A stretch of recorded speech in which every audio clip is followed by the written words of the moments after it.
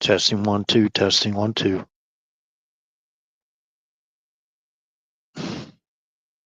Testing 1 2, testing 1 2.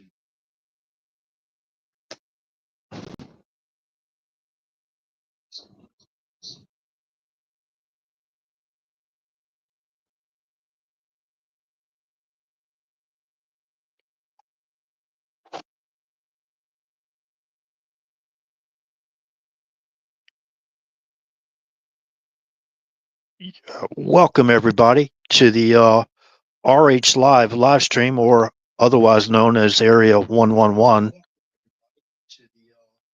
We got that beautiful echo in the background, which means we are audio live. Thank you, Mark. Thank you for coming into the live stream. Hopefully you stick around and get the information and spread it. Appreciate it. Tanya, good to see you also as well. Now I'm going to, tonight, this is really kind of very important.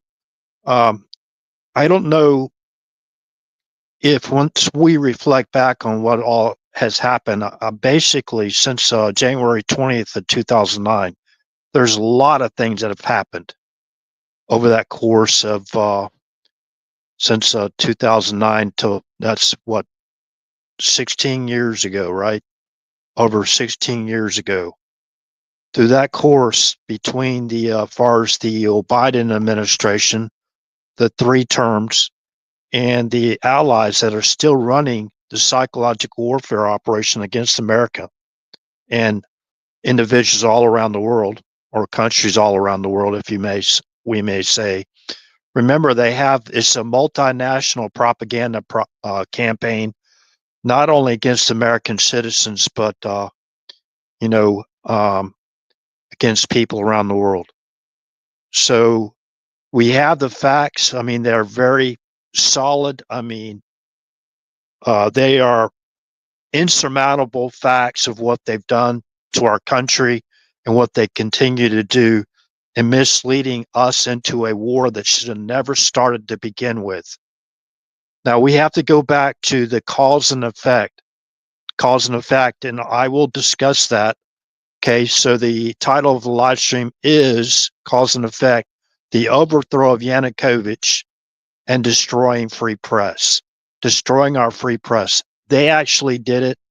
We got all the evidence on that as well, how they're using even a DARPA PSYOPs operation, which includes propaganda against the American people. They're still using the same Mockingbird media tactics, flooding the zone, which I had a hard time, especially when you're going back to information they don't want you to know or they want to cover up.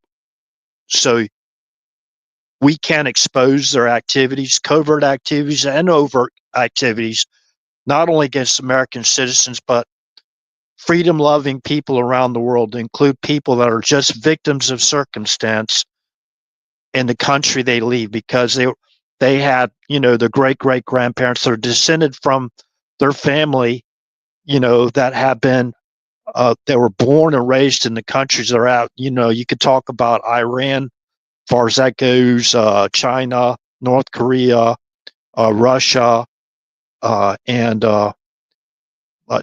those are kind of like the main ones.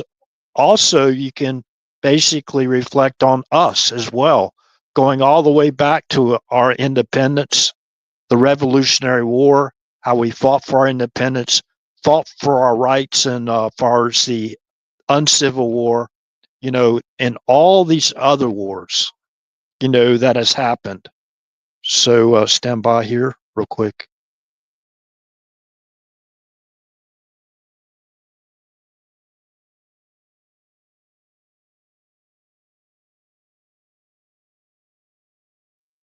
Okay, so I'm going to try to stay on target tonight and not, try to keep from being distracted.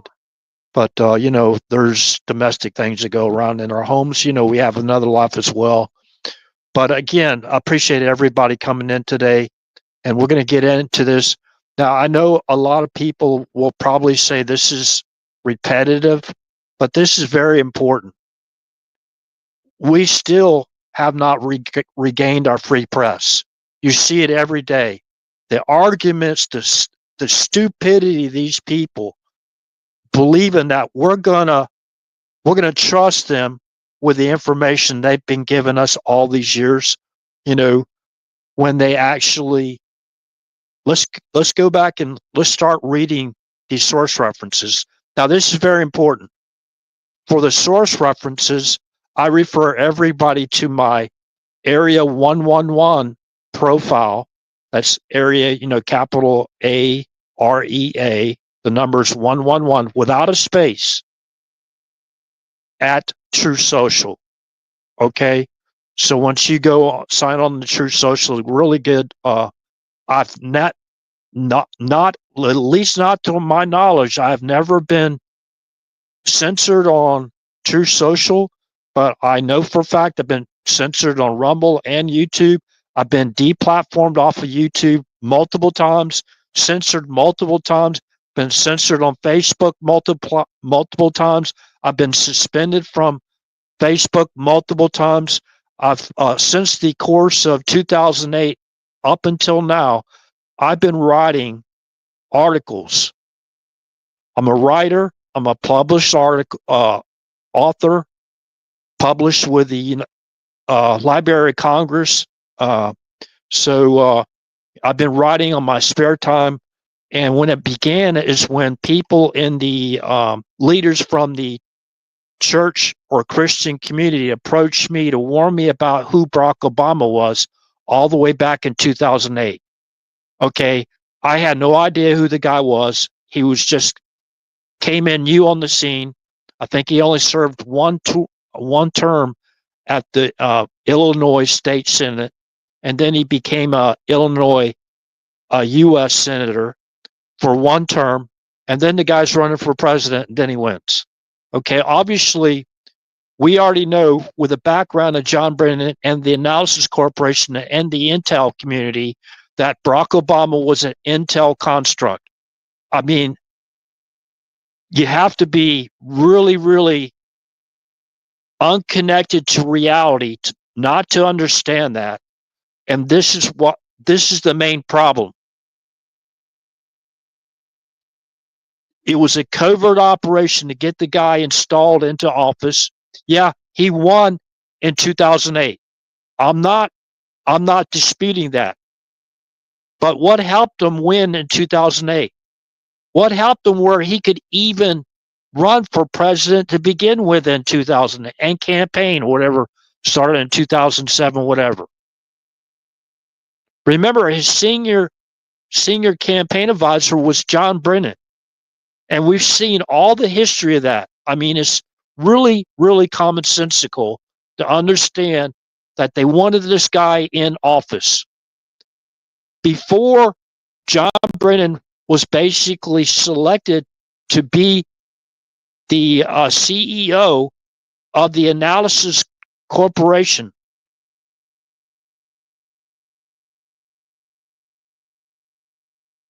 he served 25 years for the U.S. Intelligence Agency. 25 years. Okay. What was the Analysis Corporation? It was a security contractor for the U.S. government. Worked for the FBI, CIA. I do believe the DIA, Director of National, or DNI, Director of National Security.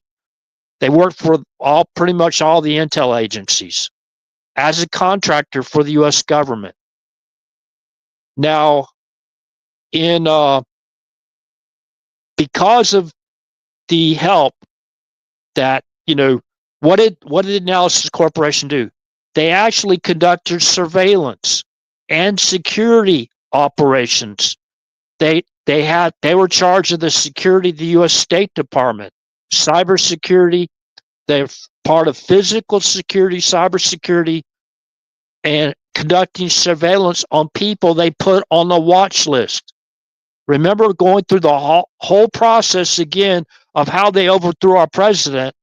Remember that they were conducting illegal surveillance on President Trump before he's ever elected into office.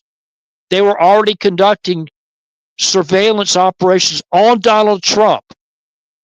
The FISA court, the fraudulent FISA court applications that they submitted to the FISA court were just feeble attempts to justify the illegal spying that they were already conducting on Donald Trump and everybody pretty much associated with Donald Trump. How did they do that? Well, they came up with a fraudulent presidential finding, and they basically outsourced the surveillance as far as the intelligence community to offshore surveillance. That's when they are first starting to surveil President Trump. Now, remember, they had this war already set up back in 2013 or 14. Remember, the intelligence community basically orchestrated a coup to overthrow the president of Ukraine back in 2014. That coup was successful. President Yanukovych of Ukraine had to flee for his life from being assassinated because there were assassination teams trying to take him out because of the basically peace treaty he had with Russia. Okay? That peace treaty, you can basically look up the Kharkiv Pact. Kharkiv Pact. Kharkiv, I believe it is. But all those source references are over on True Social. So the Kharkiv Pact, let's go into that a little bit. Now, again, pardon me if it's a repeat of information you've heard on this channel before, but it's very, very pertinent. Pertinent for the peace treaty that President Trump is fighting to get, and why, in my opinion, the reason why President Trump did not go for a ceasefire is because they did this before. They had a Minsk agreement. I think they had an I can't remember. There was a treaty signed in Turkey, okay, the country of Turkey, Istanbul or whatever you call it, and there was a Minsk treaty that they signed. Both parties, Ukrainian leaders and Russian leaders, signed both of those peace treaties. But what did they do? They went in and overthrew them both. They overthrew them both. So, and what did they do? They basically hoodwinked Russia into going along with the Minsk treaty, peace treaty, thinking that, okay, yeah, and they withdrew the troops away from Kiev and Odessa, and what that ceasefire, the peace treaty that they signed, basically they hoodwinked them, waited till Russia withdrew the forces from Kiev, the capital of Ukraine, and from Odessa, the port of a strategic Ukrainian port in Ukraine, okay?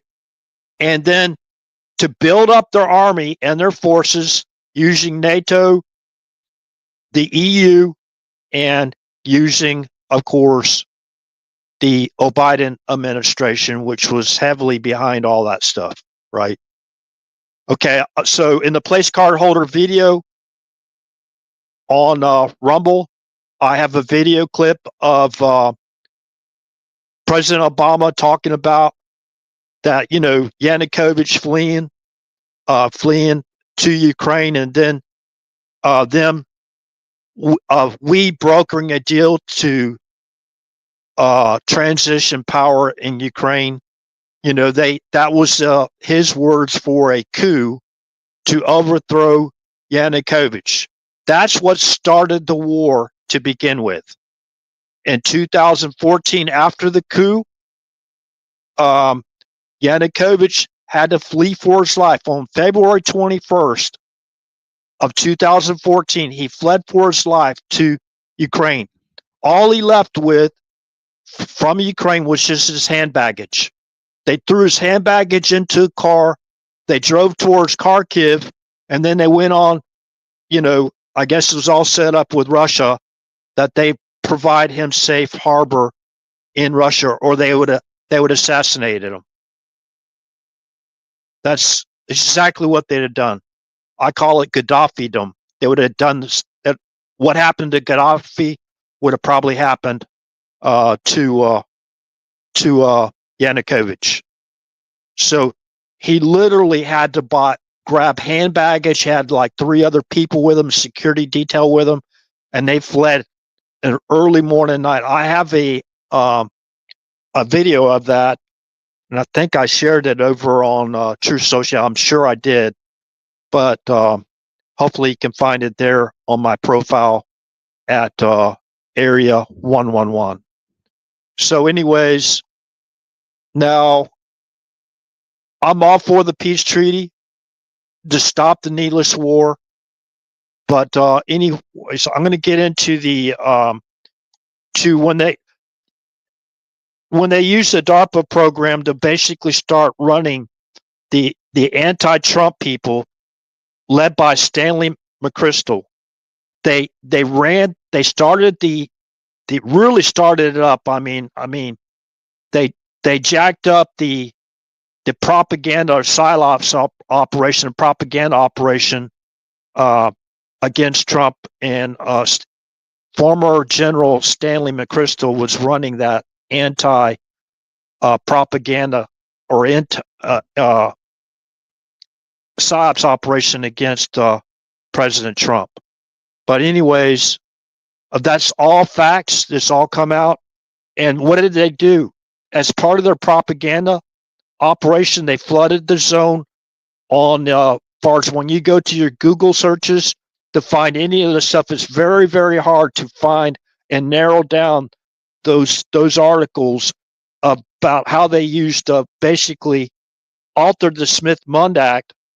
Okay, so for anybody to go out there and look where they started all this stuff up, it's called the site I used was from Northwest University Law Review.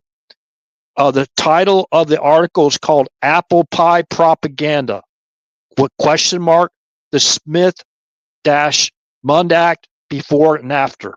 Okay, I'm just going to read a little bit of this. Right. For over 60 years, the Smith-Mundt Act prohibited the U.S. Department of State and the Broadcasting Board of Governors, BBG, from disseminating government-produced propaganda programming within the United States over fears that these agencies would propagandize the American people. However, in 2013, Congress abolished the domestic dissemination ban, which has led to a heated debate about the role of the federal government in free public disclosure. Although the 2013 repeal of the domestic dissemination ban promotes greater government transparency and may help counter anti-American sentiment at home, it also gives the federal government great power to covertly influence public opinion, to curb the potential harm of surreptitious government propaganda while also preserving the benefits of repeal.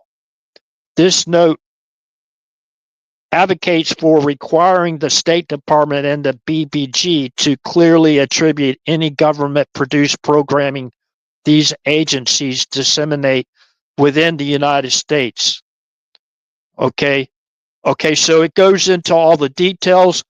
When you go out there and you look at this, Obama basically approved propaganda in 2014, and it basically got that through the Smith-Mundt Act.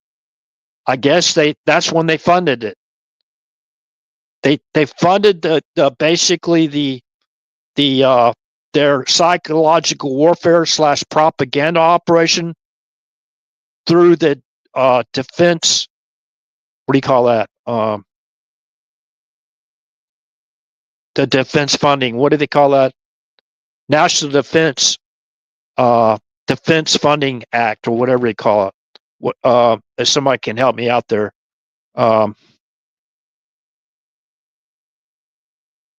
It's where they budget the national defense every year. National Defense Authorization Act. Okay, that's the name of it.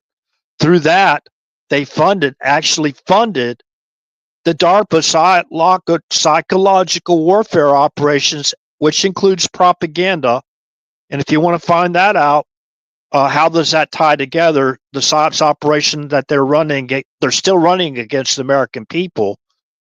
I mean, we can't even push for peace. It's so ridiculous.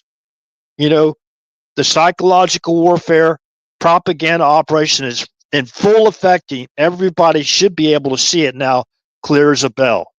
Okay. So this is basically where we need to go. Northwestern University Law Review, again, apple pie propaganda, ? The Smith-Mund Act before and after the repeal of the domestic dissemination ban. Okay. There's a lot more articles than that, but since they flooded the zone with their propaganda to try to cover up their operations, there's covert operations where they have influenced American opinion and influenced elections in the whole 9 yards. That's where it all started. It started by Barack Obama being an intelligence construct and put into office. And basically, these people have been reaping the benefits of the taxpayer, of the U.S. taxpayer for years. And they've gotten us into basically a slave debt kind of like situation where we our national debt is over $36 trillion at this time. $36 trillion in all these needless wars and everything. So, I don't know if y'all remember back in the 70s, the Vietnam War protesters and all that stuff. At least there was pushback on the wars, right? Look at now. They're trying to fight Trump every which way but loose to stop him. And it's multinational. There's really still a multinational coup going on to overthrow our president, our government, for the special interest of foreign countries and people basically that's been in power in our government, the deep state, and these elites that have been in power, uncontrolled power, for all these years. So anyways,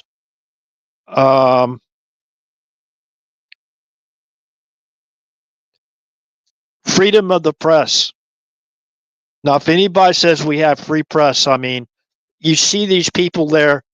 They were about the reason why President Trump did not take questions in Alaska and they walked off the stage is because they were shouting disrespectful stuff as President Trump basically got down on the red carpet and marched or walked over towards where he's going to greet Putin when Putin got off his plane and met President Trump. And when they got in front of the press for the photo opportunity, right, they started shouting all those ridiculous things, disrespectful stuff, I mean, ridiculous. That's the Mockingbird media, right? At their worst.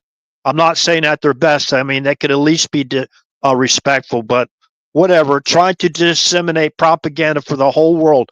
That's what they wanted to use that opportunity to do. And that's the reason why Trump said, nope, we're not taking any more questions. We see what they're going to do. We've been involved in this for many years now. We know their game, their tactics, their psychological warfare operations. We already know all of this stuff, right? We're tired of it, and we got to move on and get not move on. The protesters, which originated from MoveOn.org, right? That's a Hillary Clinton campaign or whatever NGO, I think now, right? So no kings and all that BS. It's all just it's a facade of some type of real grassroots movements. These are the same people, same propaganda queens and kings that we've been dealing with for well over a decade now. So anyways, Now, let me click off that.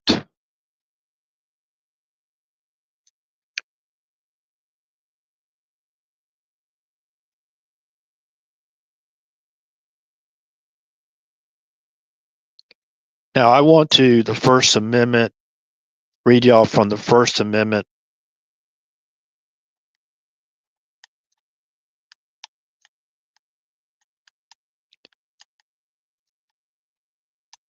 You know, they even propagandize our Constitution. You know what I mean? Just trying to reinvent the wheel, and it's ridiculous. You can see that. So you have to actually, just to get to the U.S. Constitution, sometimes exactly where you want to go, you have to do go through all that flooding of the zone of their propaganda BS, and it's ridiculous. You know, you think about how many people they're putting out of business, you know, with their PSYOPs operation, how many jobs, how many businesses we lost during, you know, starting in basically 2020. It all started really in on October 18th of 2019 with Event 201 Global Pandemic Exercise based on the new coronavirus. If you want to go to that, check that out. It's only 13 minutes long. Go to Event 201 highlights reel over on YouTube and watch it. It's only like 12 or 13 minutes long. You'll hear how they already planned to censor everyone, right? How they're going to flood the zone, how they're going to, as far as what they call disinformation, flood the zone with their propaganda, right? And that wasn't there wasn't a single individual in Event 201 that belonged to President Trump's cabinet or administration. That was all Biden. And also the U.S. intelligence agency was represented by Barack Obama's CIA directors, deputy director of CIA, Avril Haines. Okay, she was sitting right to the left of George Fugao, who was at the time the CCP, the Communist Chinese Party Center of Disease Control director at the time, sitting to the right of Avril Haines, who at the time was actually the senior campaign advisor for Biden's third term. Biden's third term. And what did they give her? They promoted her from a senior campaign advisor for Biden's third term, and the former deputy director of the CIA, working for John Brennan, working for Joe Biden, and working for Barack Obama. And she was also the deputy national security advisor, working for Susan Rice, working for Joe Biden, and working for Barack Obama. That's important to understand. Remember, because Barack Obama made Joe Biden the czar of Ukraine. Remember that. Barack Obama, it appears, made Joe Biden the czar of over China as well. At least I believe that, even though Barack Obama was highly involved in getting a joint partnership with the CCP president, Xi, to basically milk American taxpayers for $1 trillion in their joint Paris Climate Accord partnership with Xi. Now you think about that, $100 billion for 10 years, that's equals $1 trillion to put together, right, their Paris Climate Accord, Green New Deals and all that stuff, right? And put together the New World Order government. That's where they're putting it together. $1 trillion. $1 trillion. So, you know, back in after they joined that they put together that joint partnership, Barack Obama and Xi. You know, when Biden got back in office for the third term on January 20th of 2021, they immediately entered back into that Paris Climate Accord agreement. Now, there's a video I have out there I shared on True Social. Let me go find the reference to that. It's a YouTube video of Pelosi. Now it seems to be very detailed, very detailed. So there were some exchanges with Nancy Pelosi.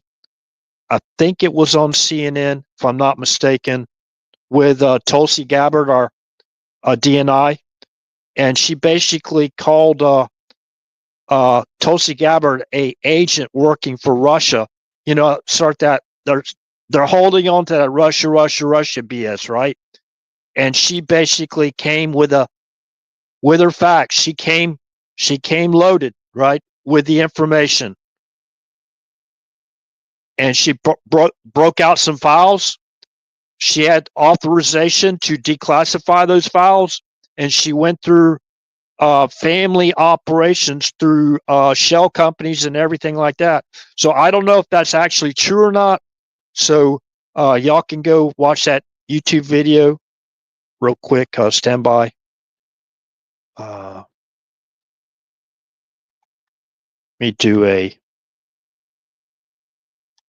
me fast forward here. I'm going to have to refresh the link again or lose it on YouTube. Do another audio check. Testing 1 2, testing 1 2. Okay, they're trying to shut down President Trump's peace treaty with Ukraine because they want this war. They really want all of that territory. They want, you know, so you have to go back to, we have to go back to the Kharkiv Pact again. So, and I'll get that source reference. I won't forget that. I have to get it. Stand by. Let me do that first.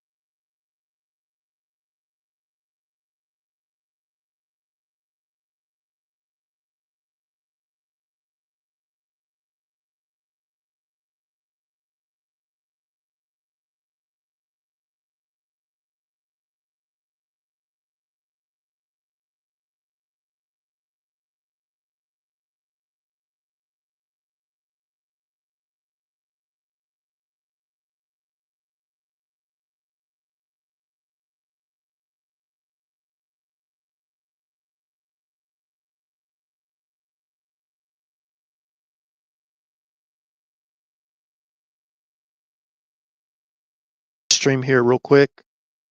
Okay, we're here. Testing 1 2. We're still here. Now, President Trump over on Truth Social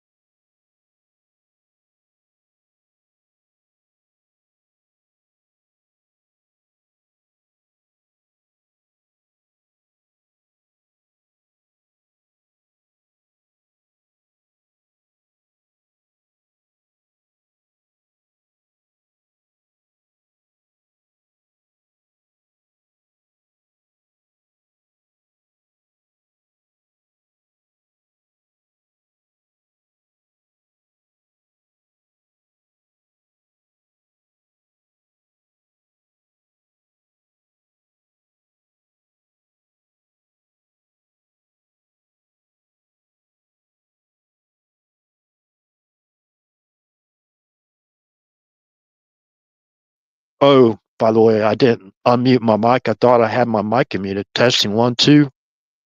Testing 1 2.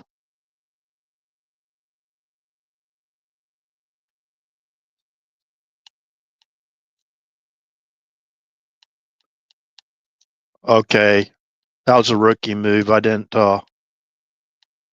mute my mic. Unmute my mic. Excuse me. I had a Secretary Rubio moment. Actually, that was Senator Rubio moment, and I started coughing. You know, so I had to go grab me some water. Golly, how much dead airtime was there?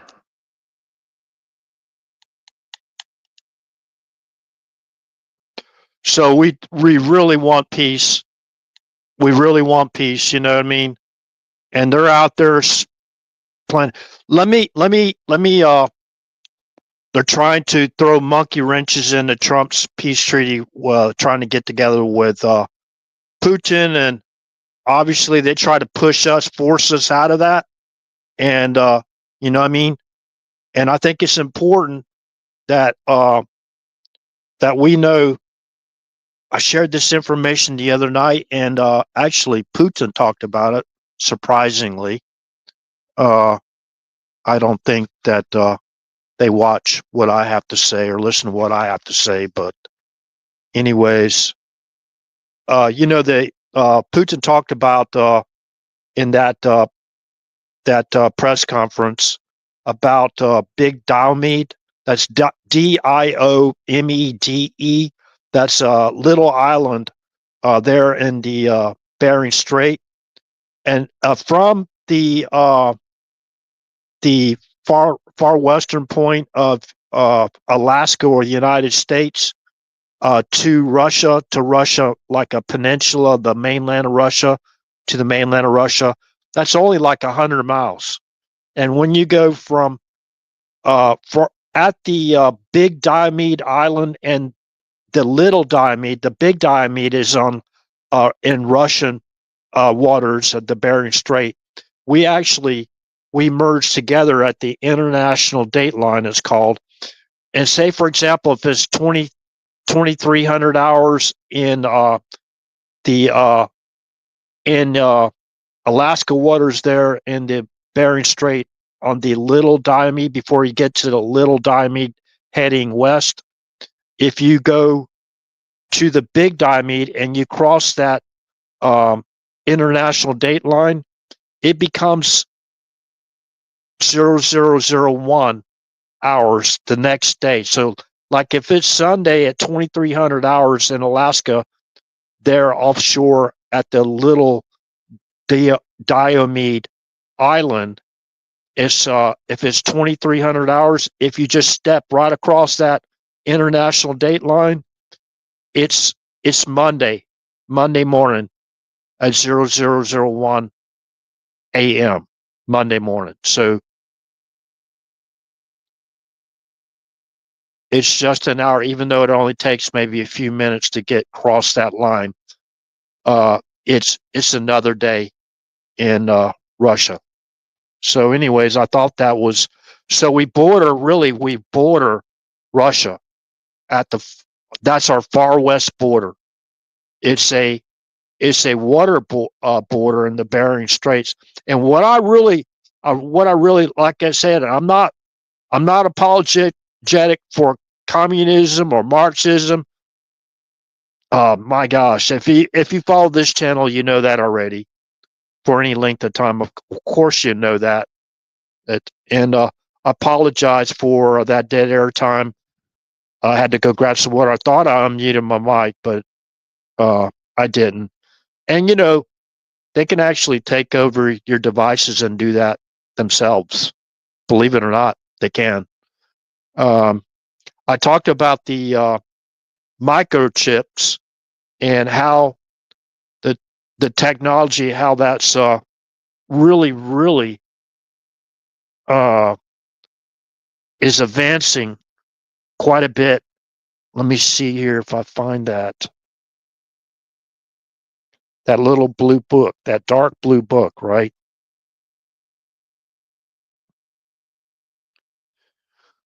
I hope I find it.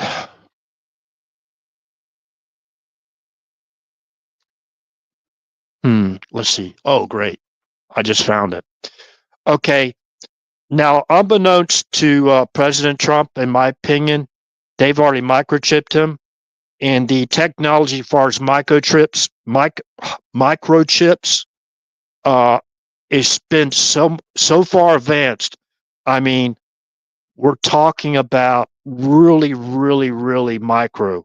Now, I want to bring this to everyone's attention. At least I thought this was quite interesting.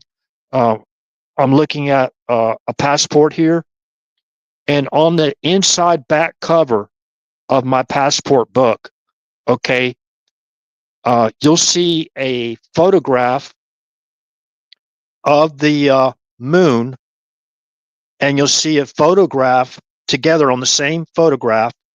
In the same photograph, you'll see a photograph of the moon, of the Earth, and what appears to be a satellite or possibly a direct energy weapon. I don't know what it is, but that's what's on the inside cover of the passport.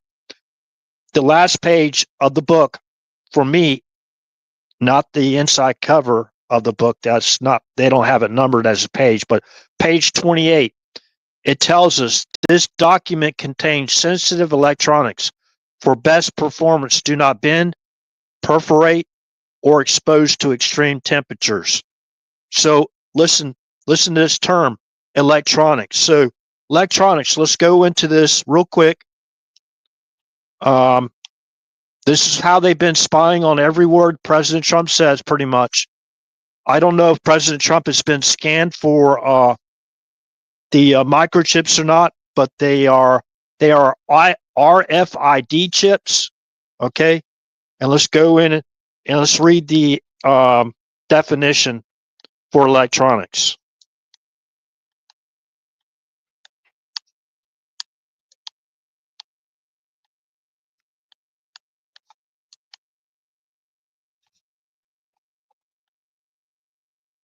Electronics. And I'll read y'all the definition of RFID chips.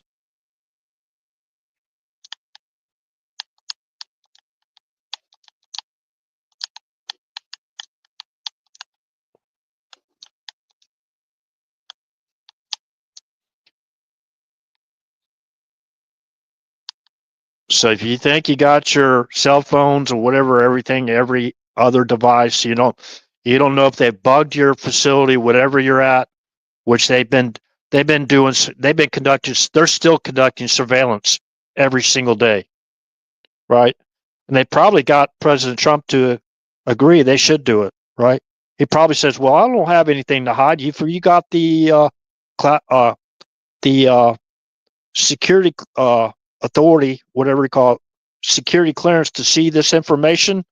Okay, yeah, you can listen to what I have to say, but come on now, they don't need to hear his pillow talk.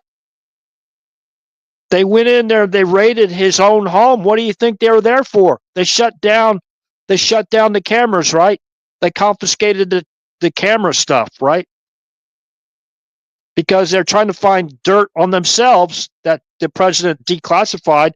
So why? So they can put it in those burn barrel bags, right?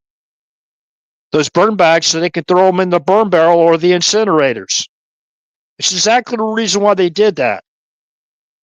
Okay.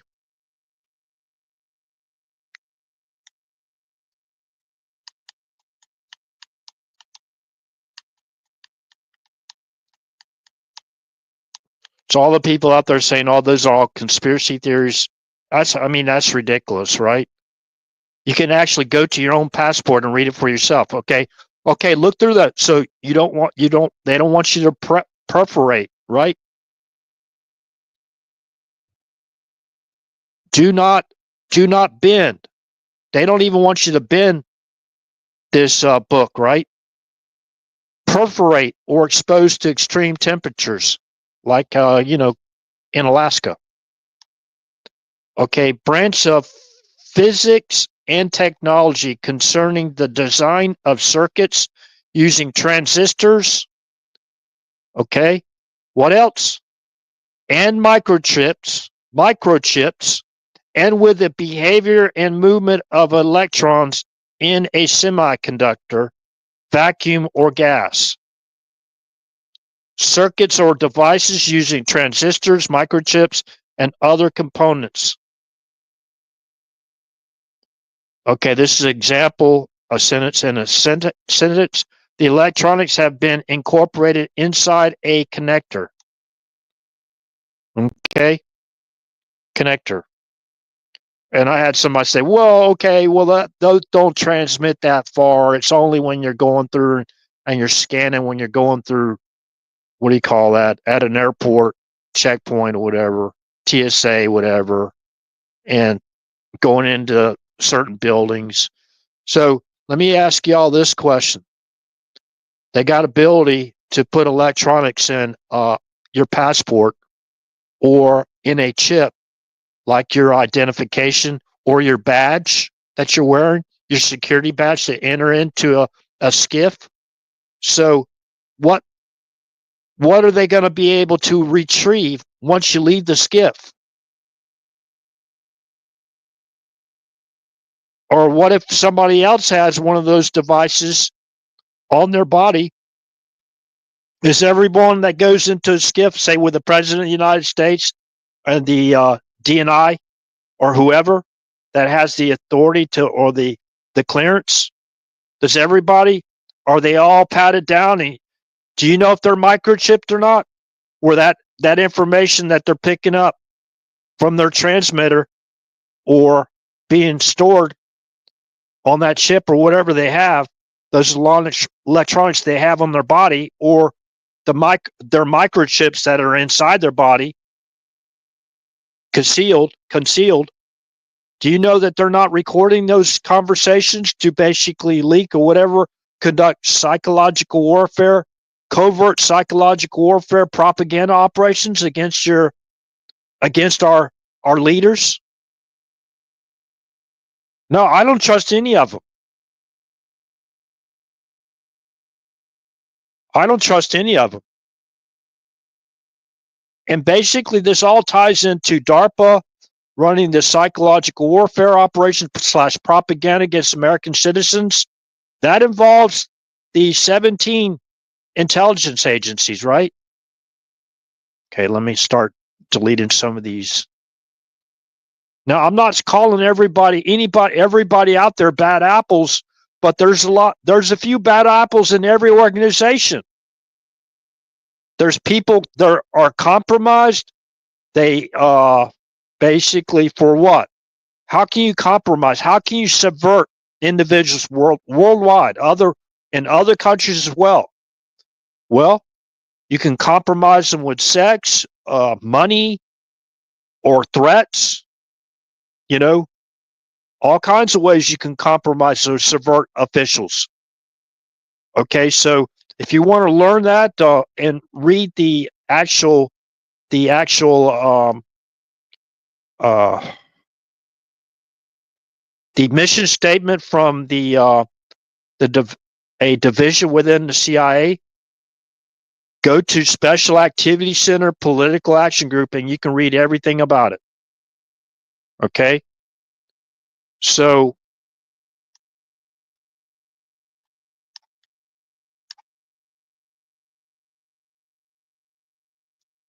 we got the gist of electronics.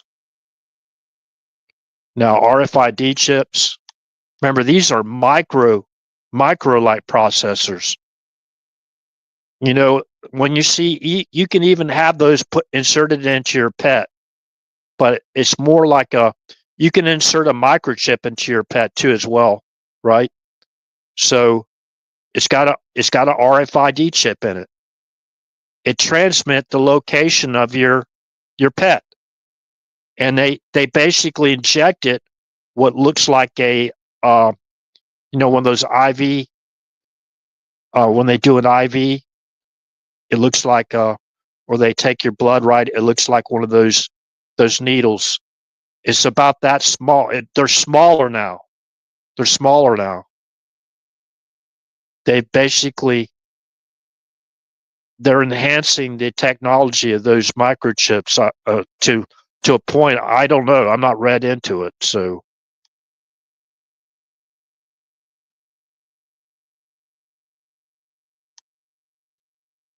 A lot of this stuff is just common sense.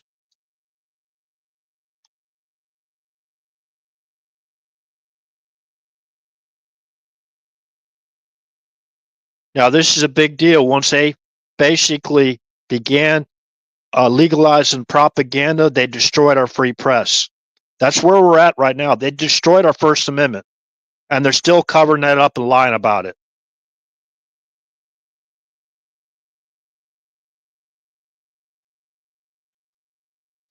Okay. First Amendment to the United States Constitution prevents Congress from making laws respecting an establishment of religion, prohibiting the free exercise of religion, or abridging the freedom of speech, the freedom of press, the freedom of assembly, or the right to petition the government for redress of grievances. Okay? Freedom of press.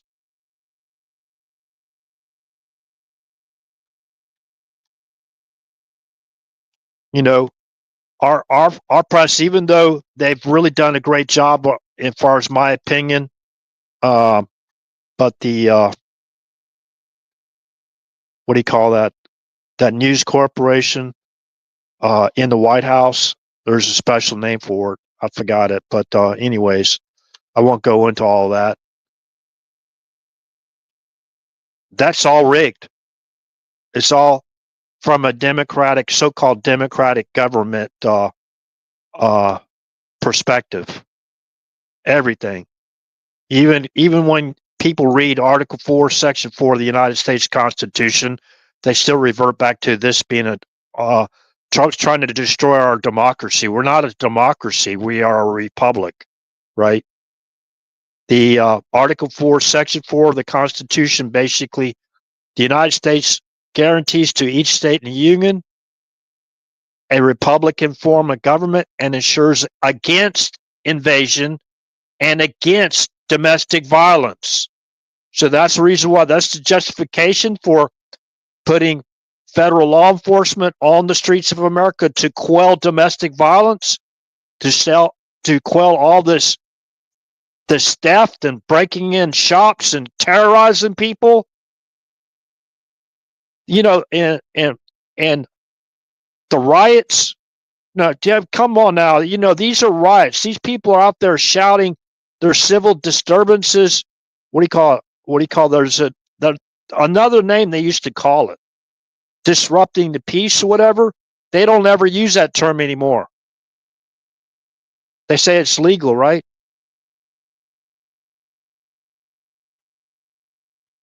Disrupting the peace, disturbing the peace, whatever.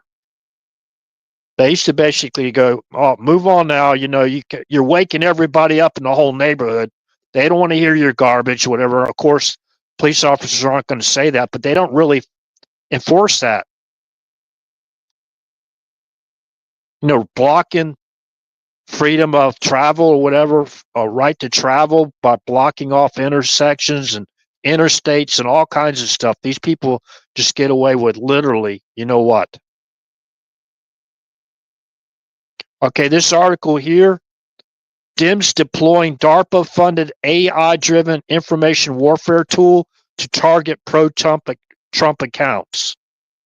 This was published May 4th, 2020. An anti-Trump Democratic-aligned political action committee advised by hold on a second. I get all these pop-up ads. It's right over the material I'm trying to read. It's ridiculous. Okay, an anti-Trump democratically aligned political action committee advised by retired Army General Stanley McChrystal is planning to deploy an information warfare tool that reportedly received initial funding from the Defense Advanced Research Projects Agency, DARPA, that would be DARPA, the Pentagon's secretive research arm. The transforming technology, originally envisioned as a way to fight ISIS propaganda, into a campaign platform to benefit Joe Biden. The Washington Post first reported that the initiative, called Defeat Disinfo, will utilize artificial intelligence and network analysis to map discussion of the president's claims on social media, and then attempt to intervene by identifying the most popular counter narratives and boosting them through a network of more than 3.4 million influencers across the country, to include, remember, 3.4 million influencers. These are a lot of people that you believe that they're out there, they're great people, they're great MAGA people. They're being paid. A lot of them are being paid. You're sitting there going, well, I could say this or I could say that. They give them a little bit of leeway, right? But they're being paid to be an influencer, a major influencer. They're either subverted, they're paid covertly, and some of these channels, these major influencers they call out there in social media, they're ridiculous. Their information's old. It's not. Some cases, yeah, they got great studios. They got what do you call that? Producers and everything. They got a whole team running their little live streams. They got millions of viewers. In some cases, paying users with large followings to take sides against the president. Yeah, this has been going on forever. Social media guru Curtis Hoagland is heading up Defeat Disinfo, and he said he received the funding from DARPA when his work was part of an effort to combat extremism overseas. Quote unquote, extremism overseas, right? So that's basically when they started all this stuff up to run the propaganda campaign against the peace-loving Ukrainians over there. That's how they would basically get the ability to run that coup over there, the color revolution, to overthrow Yanukovych, whether you like him or not. And they basically said he was a traitor. He's being charged for treason. What did it do to President Trump? It's the exact same playbook. What did they do to Hosni Mubarak in Egypt? The exact same playbook. But even worse, they brought the Muslim Brotherhood back in power when Egypt had banned them from having a political party in Egypt because of international terrorism. That's not my words. That's their words. I've even played the video of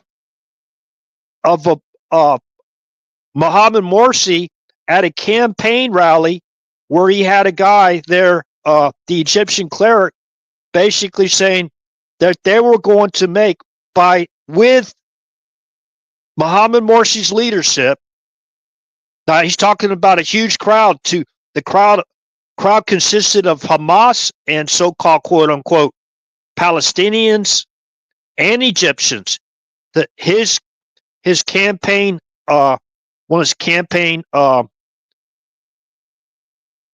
employees for Mohammed Morsi was this Egyptian cleric, and he said that Mohammed Morsi was going to lead a ground invasion into Israel to create the United States global Arab caliphate in Jerusalem. In Jerusalem. So basically saying they were going to implement free Palestine from the river to the sea and set up a united. Where do you think they got that term from? United States global Arab caliphate. Now listen to this. In Jerusalem, not Mecca, not Medina. That's not a two-party solution. That two-party solution is all a bunch of propaganda so they can encircle Israel where they don't even have the ability to protect themselves anymore for their one-party solution. That's it. And after Morsi was elected, right, and you have that information, they have that intel.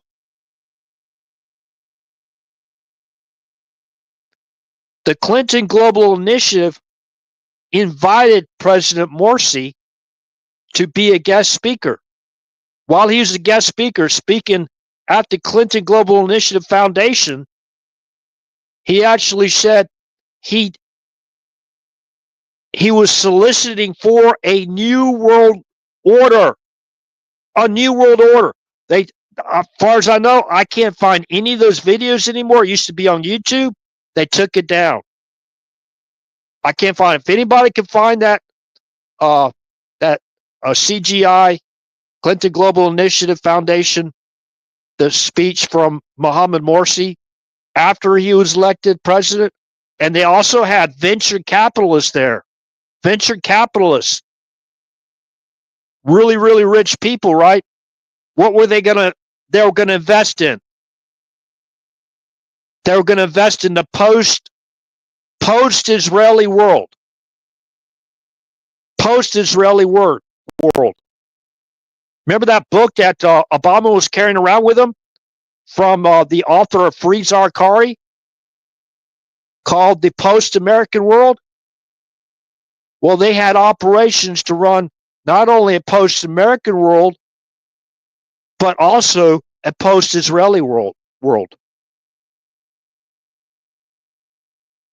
After means after the United States, after death to America, right? After they basically working together. Now, why was Morsi basically tried for treason? He died before the end of his sentence, before he's sentenced, right? He's being tried for treason. Why? Who was he working with? Well, who helped the prison break that killed 2 Egyptian guards and to break out Mohammed Morsi? See, most people in America, because of the propaganda and censorship, they don't even know Mohammed Morsi was in prison in Cairo, Egypt. They were broken out of prison, killed 2 Egyptian guards with the help of Iran and Hamas. Okay? You can take that if you want to, and I know there's a lot of people that vehemently hate Israel, and they keep on bringing up stuff in the past where, yeah, there's bad apples in Israel back in the Liberty days, and I understand. I'm not downplaying it at all. Those people should have been held accountable. You don't go out there and wipe a whole country off the map because of some bad apples. Those people should have been held accountable. They're still alive today. They should be held accountable now. Just that simple.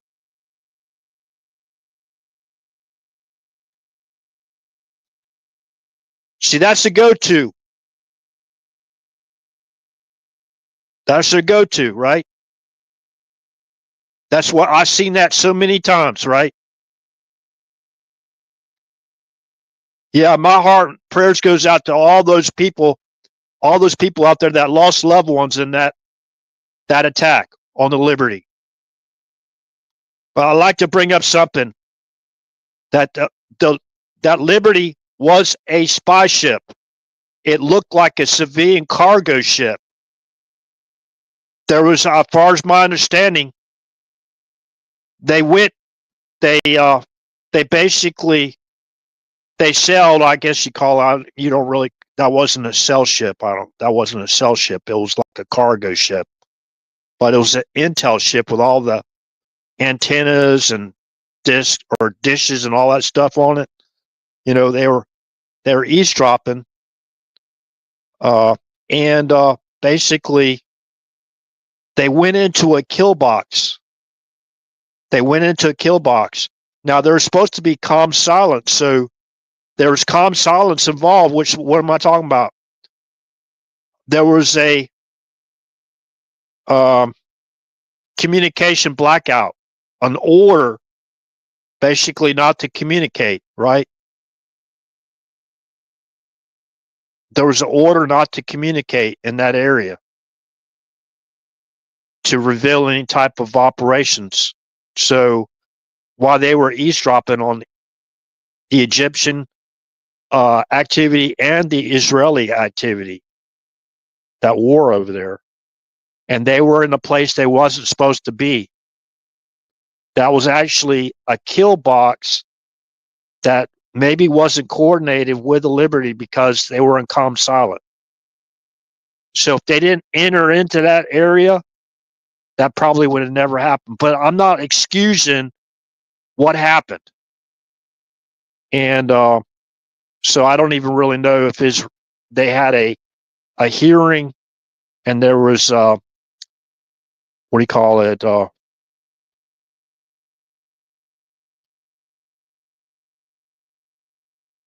Reparations paid to the family members that lost their loved ones in that attack. So, anyways, I don't want to go back through all that again. But again, my heart and prayers goes out to those that lost their lives. And while we're thinking about that, that 1983 Beirut bombing that occurred, golly, Iran was behind that, killed over 200 Marines. They were conducting a peacekeeping operation, and they were basically living in a Marine barracks in Lebanon while they were basically providing peacekeeping operations to keep that airport open to bring in humanitarian supplies like food, water, clothing, and medication for people and that were caught up as refugees, war refugees, because of that war back then.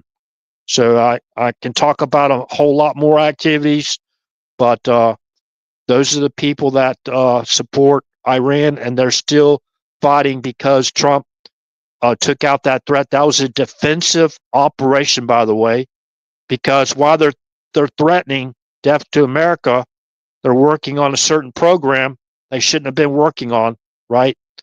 And that was a defensive operation. So a lot of people out there trying to use that to impeach President Trump, anything they can, right, to slow down, obstruct President Trump, criminally obstruct him, whatever.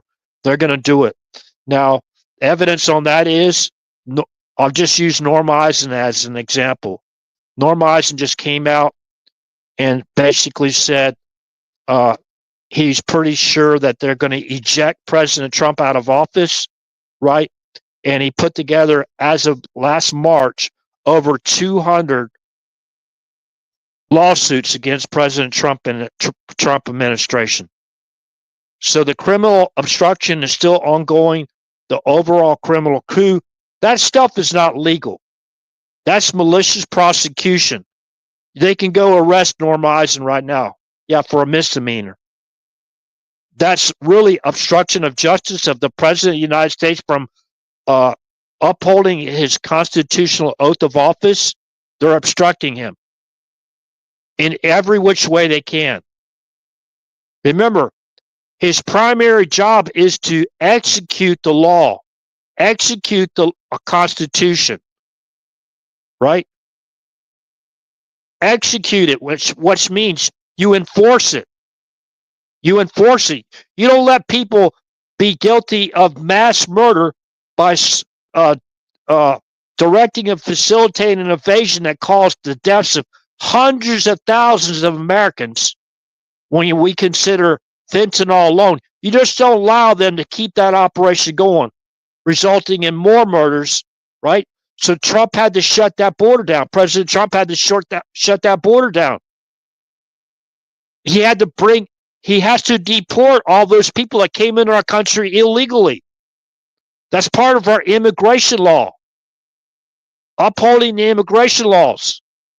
So they don't have a leg to stand on, and they don't have the authority to go create sanctuary cities for people coming into our country illegally. They can all be arrested because they help cause the deaths.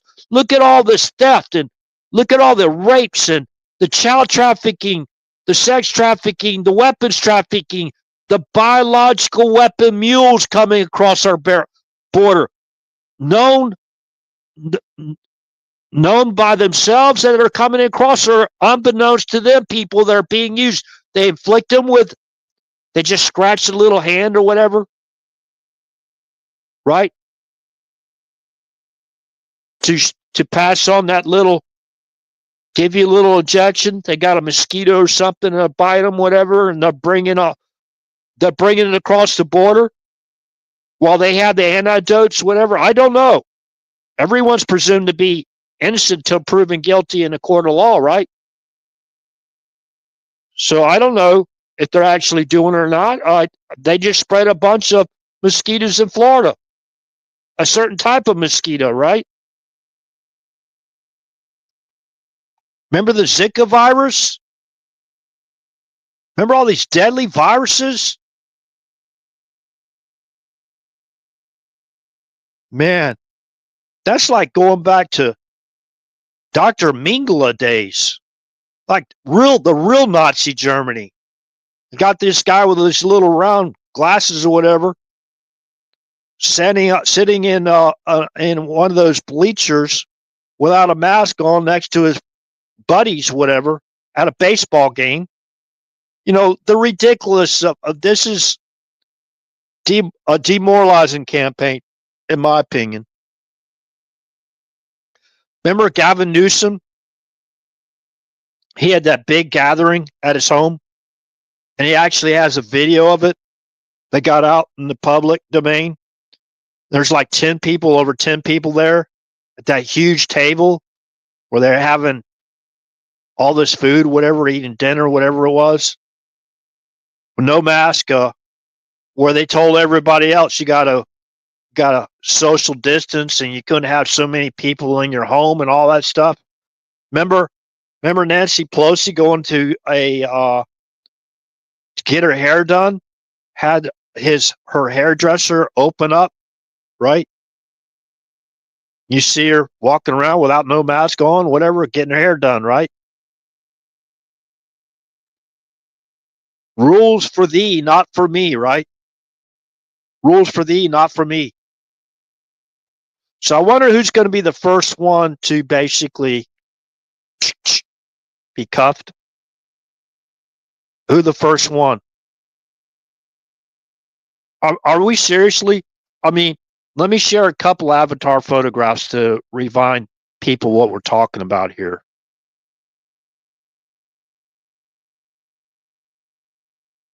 Let me see here. Just talked about this lady here.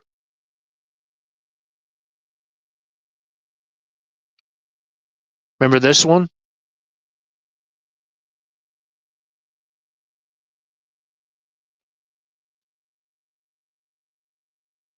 Remember how they altered the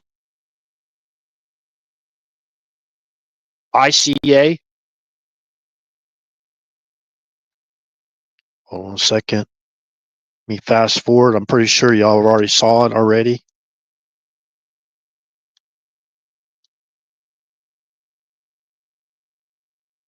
Testing 1, 2. Got to refresh YouTube again.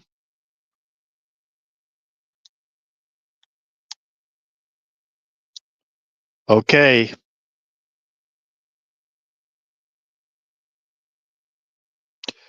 Deputy National Security Advisor back then.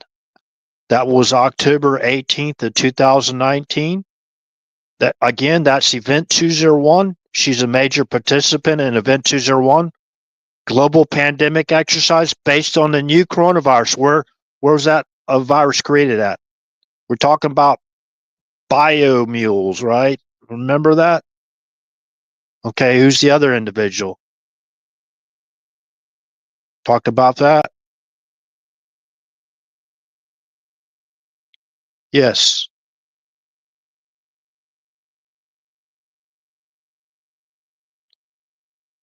At that time of Event 201, October 18th of 2019, they had a comms blackout around Wuhan, around those bioweapon labs. Remember that? All the cell phones were shut down or turned off, whatever. Remember? Calm silent. Normally you do that before you start an operation for OPSEC, Operation Security, or ComSec, Communication Security, right? Right during the time that this guy travels from Beijing to be a major participant in Event 201. Okay, let's show another one.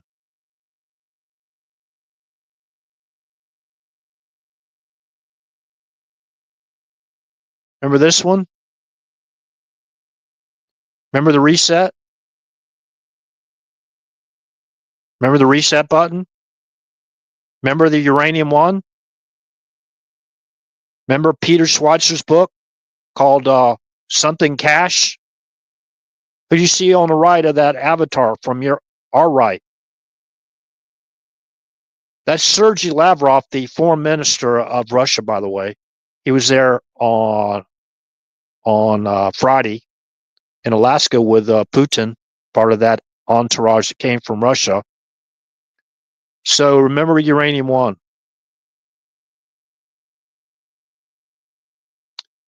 Remember how they're using Russia to basically send that to Iran.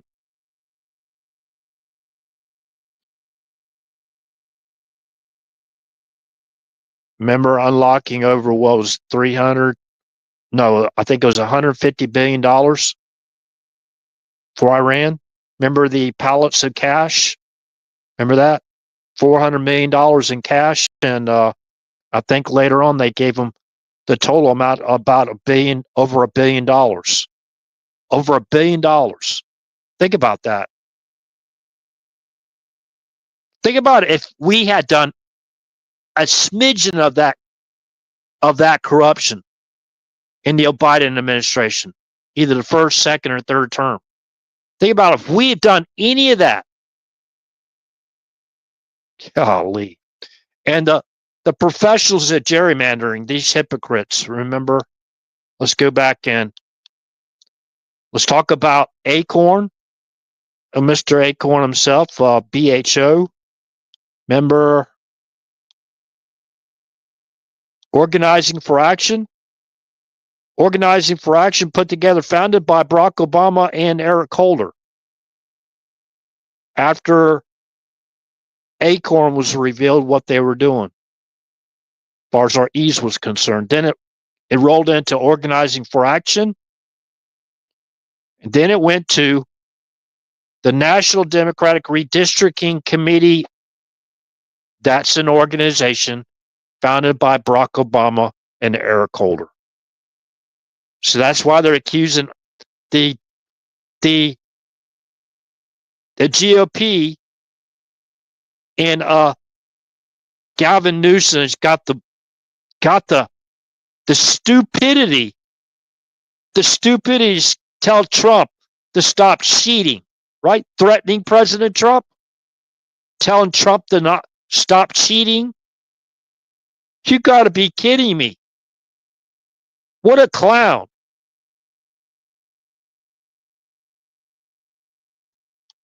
Just because the guy's got a D in front of his name or behind his name, wherever they put it. D for donkey.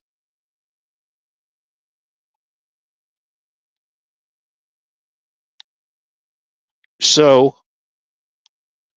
let's go. The professionals at gerrymandering out there lecturing people, gaslighting people about Republicans gerrymandering. I mean, these are the experts. Even Biden even said it out loud. Put together the best what? Something to do with fraud? Golly. He can't make this stuff up.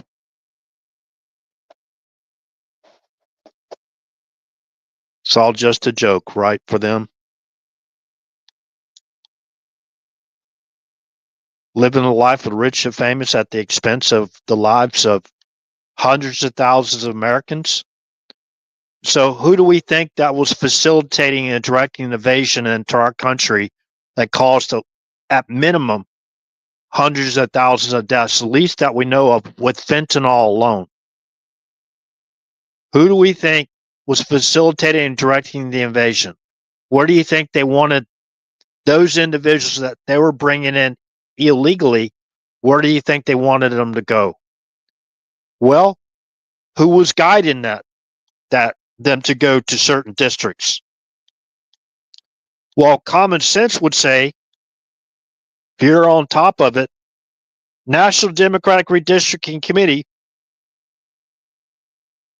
that an organization, U.S. organization, founded by Barack Obama and Eric Holder, focuses on redistricting and is affiliated with the Democrat Party. Oh, really? Really?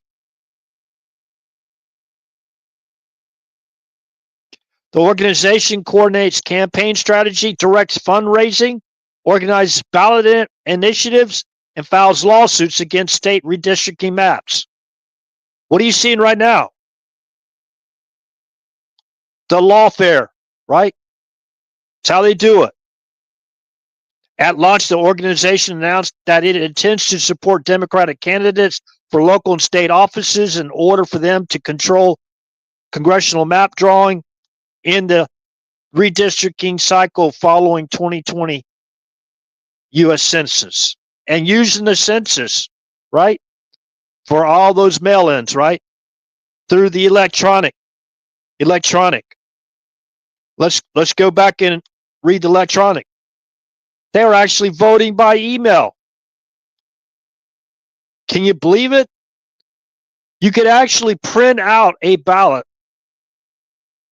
online, fill it out, and fax it back to them. Or you could get a ballot online, fill it out, and email it back to them. That's where all those boxes, those gaylords with all those pristine ballots came from. Somebody was just printing them out.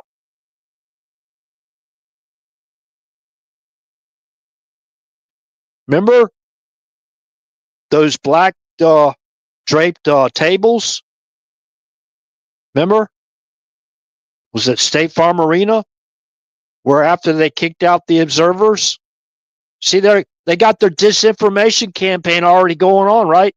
Their disinformation, their propaganda, saying, oh, you saw something different.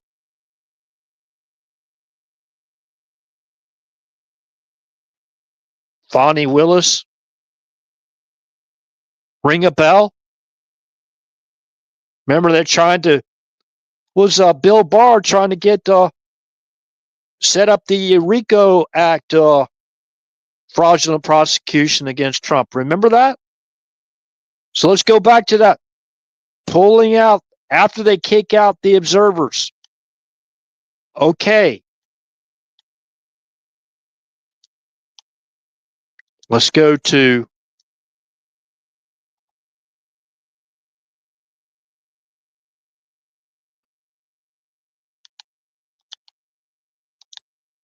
let me go to covert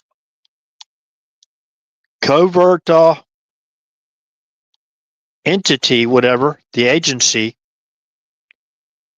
Let's go in, and this is from their own mission statement, Special Activity Center. That's the reason why you have to have military tribunals. Remember Lieutenant Colonel Vindman? Remember him? He was on active duty at the time, wasn't he? He's on active. How many others were involved in the agencies?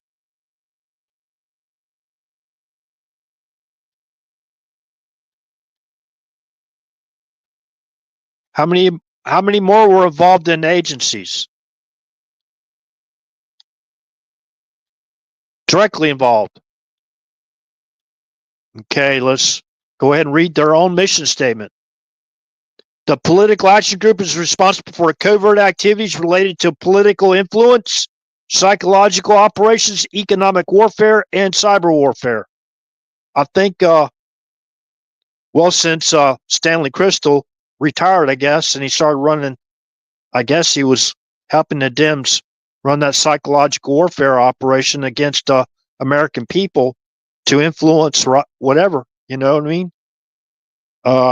Maybe during that time he's got he can go before a civilian court, right? I don't know. I don't know. I'm just asking a question.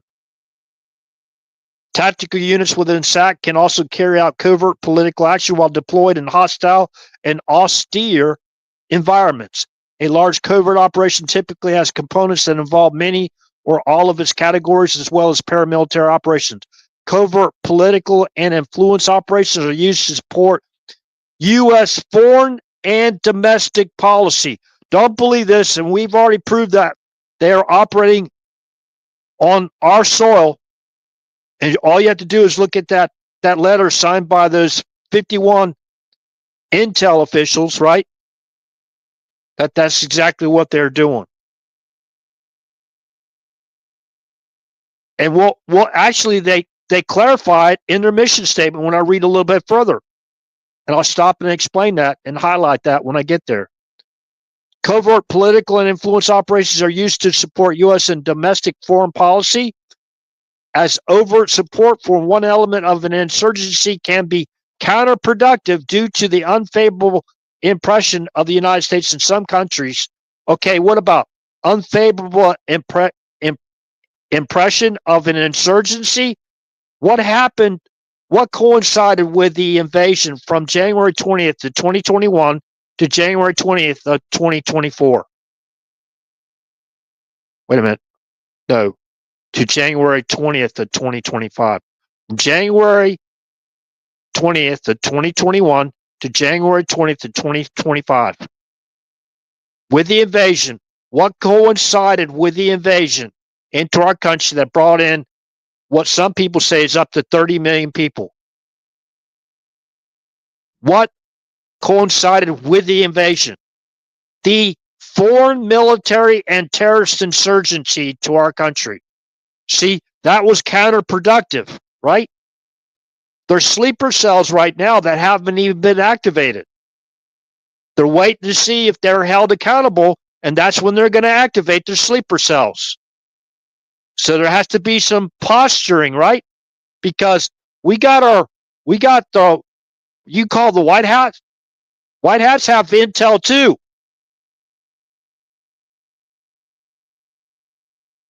And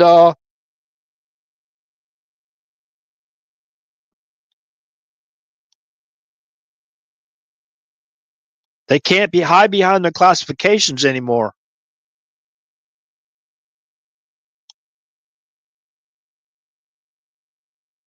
In such cases, covert assistance allows the U.S. to assist without damaging the reputation of its beneficiaries. Okay. The Political Action Group within SAC, Special Activities Center, conducts the deniable psychological operations, also known as black propaganda, as well as covert influence to induce political change. Where do you hear that word? Hope and change, right? In other countries as part, and in our country as part of the United States foreign and domestic policy. Covert intervention in foreign and domestic elections is the most significant form of SAC's political action. This involves financial support for favored candidates, media guidance, technical support for public relations, get out the vote, or political organizing efforts. Remember who was a community organizer in Chicago? Legal expertise, advertising campaigns, assistance with poll watching, and other means of direct action like in the State Farm arena, right? Policy decisions are influenced by agents such as subverted officials of the country to make decisions in their official capacity that are in the furtherance of U.S. policy aims, In addition, mechanisms for forming and developing opinions involve the covert use of propaganda. Propaganda includes leaflets, newspapers, magazines, books, radio, and television, all of which are geared. Remember all those book deals? Remember Mike Pence's book? He got like over $1 million advance. Remember John, what's his name? Bolton? Remember Bolton's paid? Remember all these paid people to write their books? Where do you think they get the money from? Covertly through the black budget, I believe, for many of them. Actually, Mike Pence turned on Trump, and he actually started helping the Kamala Harris campaign. That's unbelievable. Donald Trump wasn't trying to put himself above the Constitution, ahead of the Constitution. The guy's a liar. See, that's part of their operation as well. Propaganda includes leaflets, newspapers, magazines, books, radio, and television, all of which are geared to convey the U.S. message appropriate to the region. These techniques have expanded to cover the internet as well. They may employ officers to work as journalists, recruit agents of influence, like little movie stars like the View, Their View, operate media platforms. Yeah, take over entire media platforms with those influencers, right? Plant certain stories or information in places it is hoped will come to public attention, or seek to deny and or discredit information that is public knowledge, like the Hunter Biden laptop.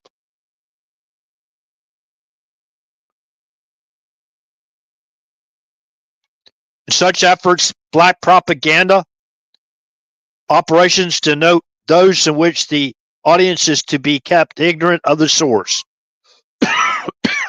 Some examples of political action programs were, okay, I won't go down through all the history. You got the gist there. So they basically began the covert operations against President Trump back in 2016 based on a presidential finding, a fraudulent presidential finding. Before anything, even before the fraudulent FISA court applications, they were already spying on President Trump. Covertly, obvious. All his communications were hacked. And that's how they were able to run the psychological warfare operations, all this ridiculous stuff. They're falsely saying they even use celebrities, like even dancers, right? Exotic dancers, remember? Covert operative, Desert Stormy Daniels. Remember? They didn't even use her real name. That's an example of their covert operations. Stephanie Clifford was his name back then. She was a politician wannabe. She was trying to get her name on the ballot to run for a U.S. Senate position in basically Louisiana. She was a staunch Hillary Clinton supporter.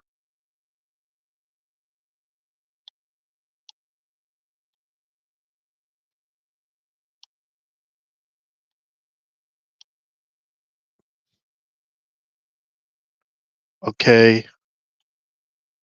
Stand by.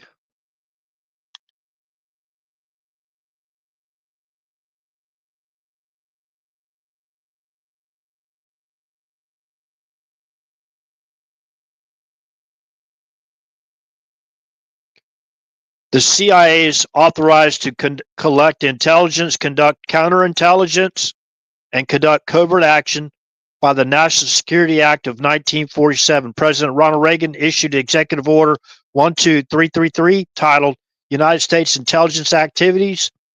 In 1984, this order defined covert action as special activities both political and military, that the U.S. government would deny and granted the exclusive authority to conduct such operations to the CIA. The CIA was also designated as the sole authority under the 1991 Intelligence Authorization Act and mirrored in Title 50 of the United States Code, Section 413E. The CIA must have a presidential finding in order to conduct these activities under the Hughes-Ryan Amendment to the 1991 Intelligence Authorization Act. So those covert activities to spy on President Trump back in 2016 before he was even elected president, okay, those were ordered by President Obama based on a fraudulent presidential finding. They just made it up. Okay? So you can say what you want to about RH. That's the God's honest truth.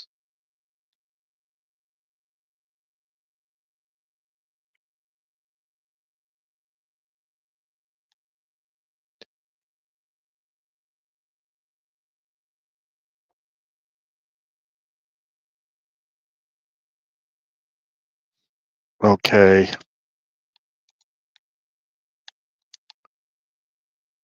I guess this information is really dry, huh? I don't know. Whatever. Go somewhere else. It probably got one of those major influence channels, got all those alerts go out there to divert,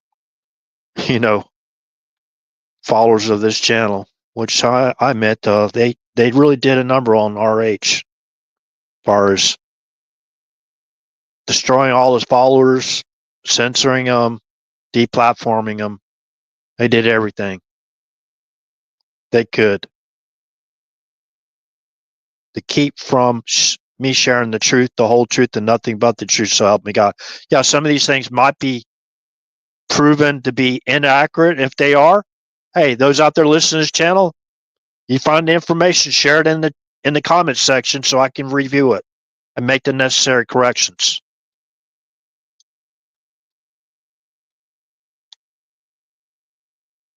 Okay.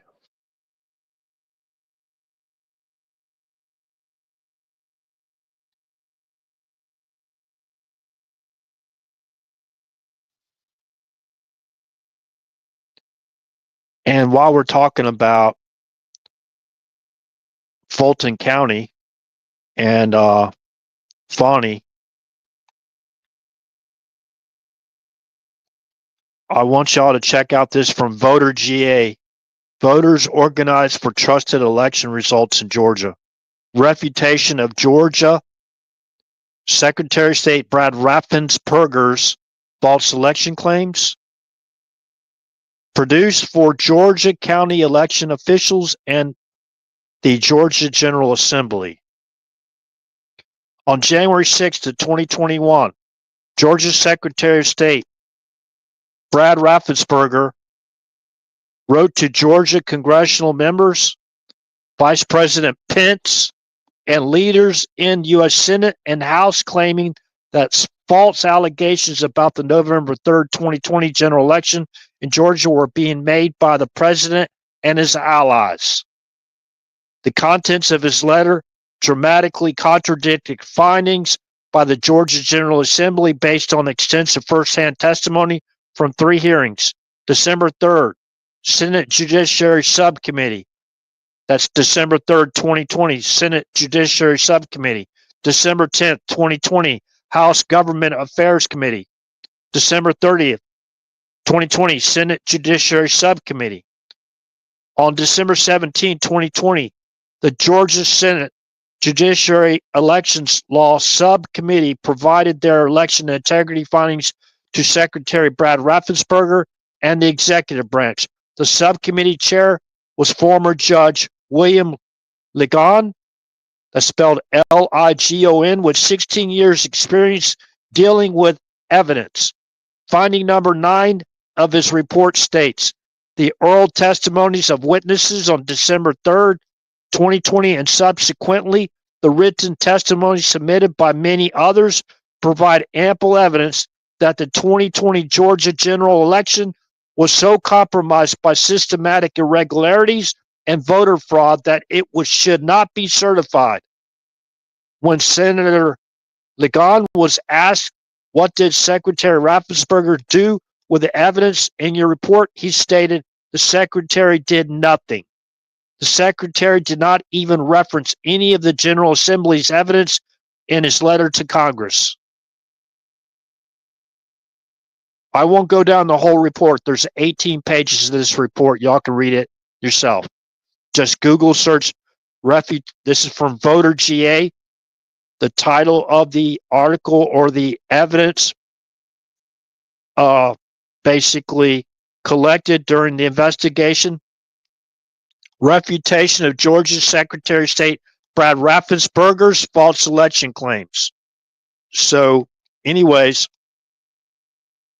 if they had some information on Raffensperger, they subverted him, right? And they helped provided him with a subversion letter that he sent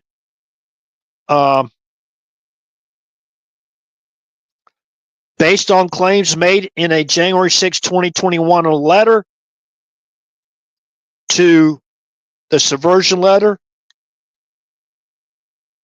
sent to Georgia Secretary of State, to Georgia congressional members, Vice President Pence, and leaders in the U.S. Senate and House claiming that false allegations about the November 3rd. Okay, that letter was sent to Vice President Mike Pence, Georgia members of Congress and Georgia General Assembly, and U.S. senators and U.S. congressional representatives to subvert them to basically certify it. Here's the evidence right here. This hard evidence. It's been out there since February 10th of 2022. Well, it was edited. That initial version was edited from the February 8th, 2022 letter, right? And we've known this information even before that. So remember, the evidence was collected by the Georgia Senate Judiciary Elections Law Subcommittee. Wait a minute, hold on a second.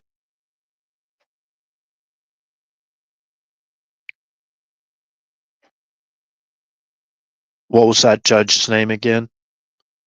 The subcommittee chair was former Judge William Ligon, as the Georgia Senate Judiciary Committee, right? Election Law Subcommittee, right? He's the one that was the former Judge William Ligon with 16 years experience dealing with evidence. Okay? They proved that they did what? They certified something fraudulent, right?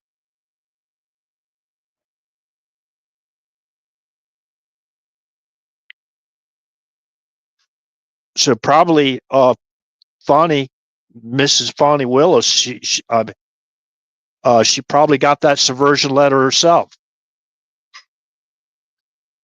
And who was trying to help her charge President Trump with RICO Act violation? That's Bill Barr. They should subpoena him too as well. Why won't they? Because why? He's associated with Republicans. It's all political. That's the reason why they block his subpoenas from being issued. I'll tell you, there's a lot of people.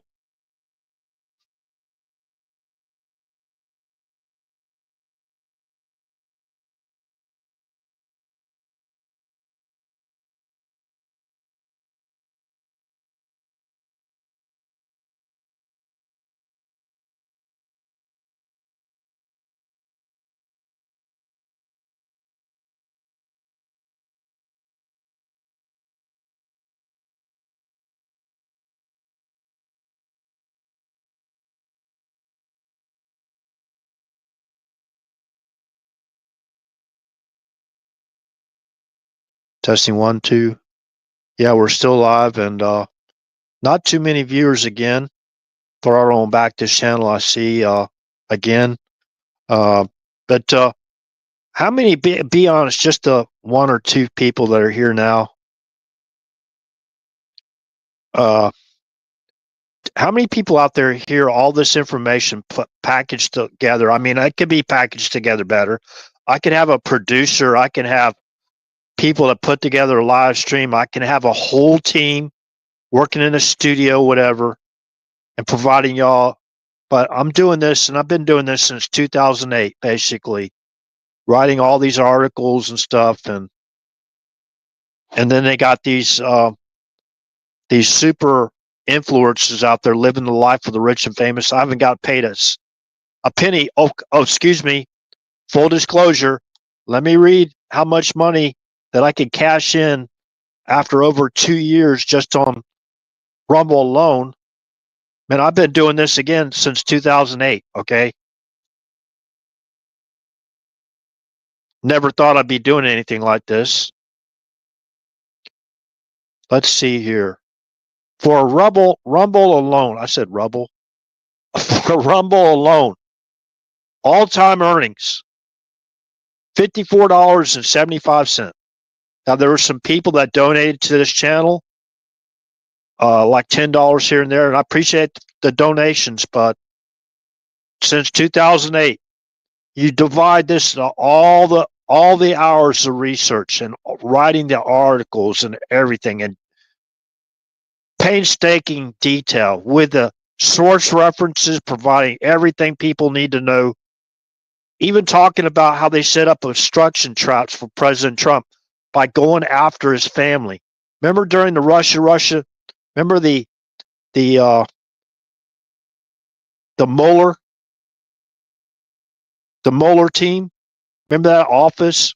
What do you call that? Office of Special Prosecutor? Robert Mueller, it wasn't Office of Special Counsel. He was there as a prosecutor to prosecute, to get Trump prosecuted, right? Former FBI director who was called aggressively deceptive during the 9/11 investigation. The guy that was in charge of confiscating all the videos of the footage of the Pentagon and the plane videos and all that stuff, right? Confiscating all those videos. Why are those videos still classified? Like the videos of the gas stations, like they had videos of the whatever hit the Pentagon.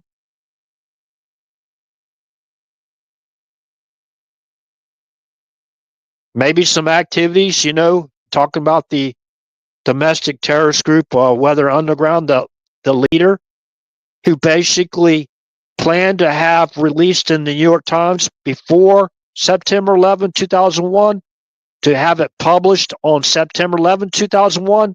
The title of that Marxist or Communist Manifesto for their grievances, to voice his grievances in the New York Times, to be at the newspaper stands on Dark 30 on September 11, 2001, so you can pick up your own copy. And they basically put that in kind of like in the middle of the New York Times, so not everybody could see it. But you can go out there to this day. The title of that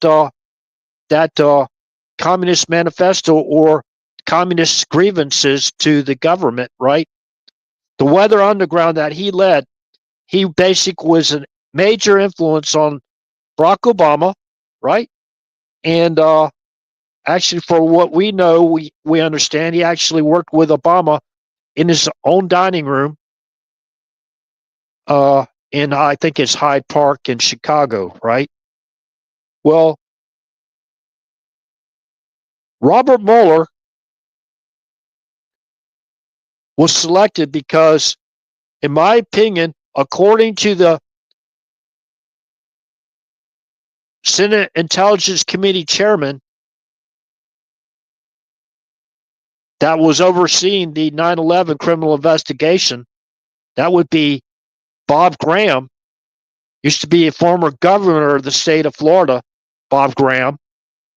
And at the time, during the investigation, the 9/11 investigation, he was the chairman of the Senate Intelligence Committee. He's the one that called Robert Mueller aggressively deceptive during the 9/11 investigation. Aggressively deceptive.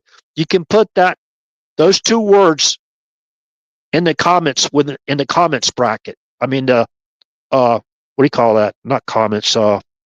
Quote brackets, right? You can put quotes around aggressively deceptive. That's what former governor of the state of Florida, Bob Graham, called Robert Mueller. That's why, in my opinion, that's the reason why he was chosen to be FBI director.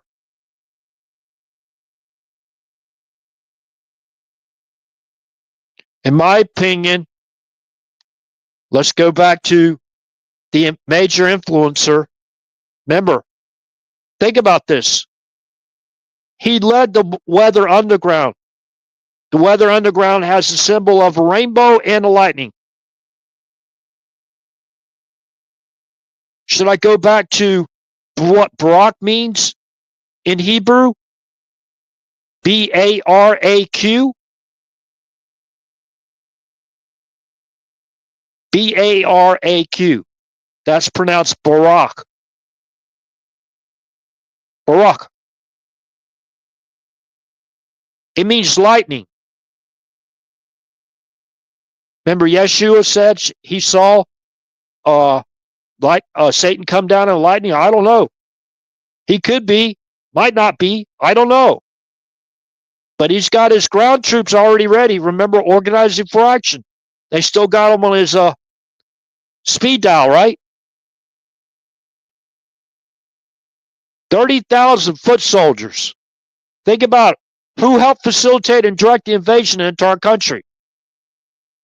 The Biden clan.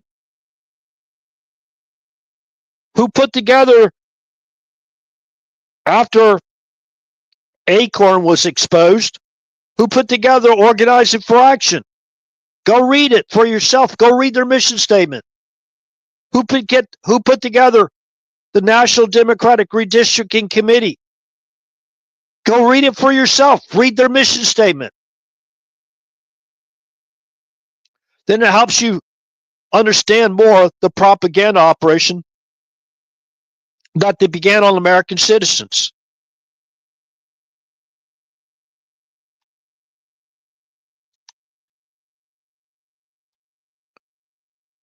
Wow. Welcome, welcome, welcome.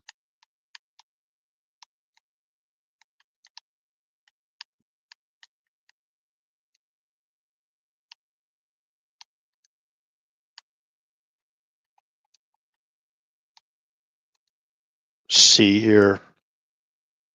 Nobody viewing at all now. Wow, they're really, really tanking this channel hard.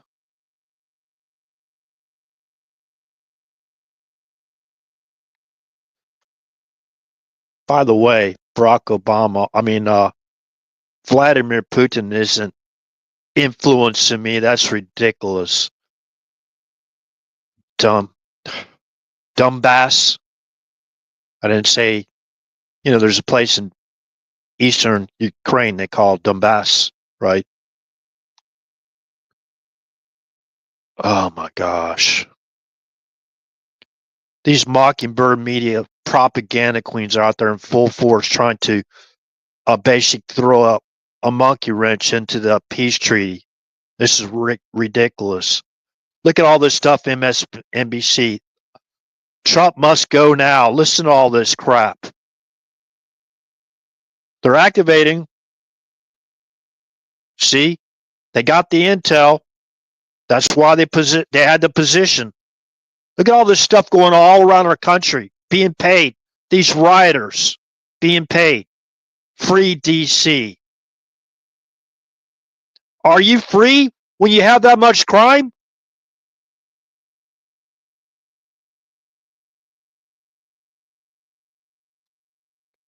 It's led by DC's led by a Marxist mayor, by the way. Remember taunting President Trump. Remember when they tried to they breached the perimeter security at the White House when they're trying to forcibly remove President Trump from office. Remember that? I believe that was 2020, right? Remember they nearly burnt down St. John's Church? Listen to all these dupes. Most of them are just paid. They're paid dupes. They don't care. They're like mercenaries. They'll do whatever they want to. They'll do whatever they tell them to do. All they got to do is pay them, right? Then they got their bell would be already posted. They got a fund for their bell to post their bell. They can get out. They got lawyers, everything, right, to help them out.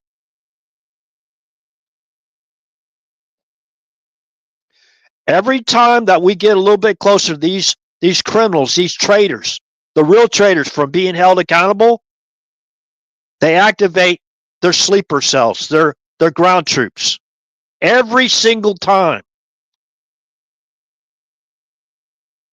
Stop Trump's madness. Fight the Trump takeover. Hundreds protests, recent Trump, whatever. MSNBC, ABC. See, this isn't free press. There's no counter to this. This isn't net neutrality, whatever. It's sickening.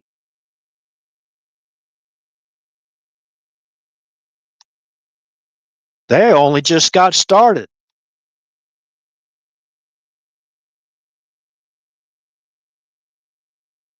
Same time, got Intifada and you got Antifa, right?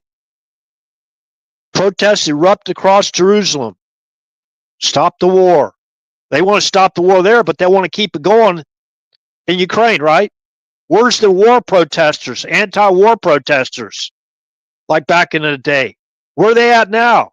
Bunch of hypocrites, right? Free Palestine from the river to the sea.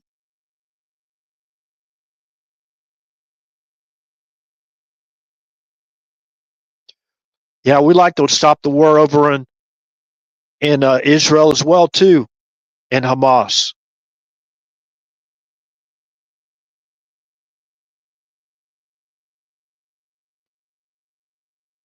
Golly.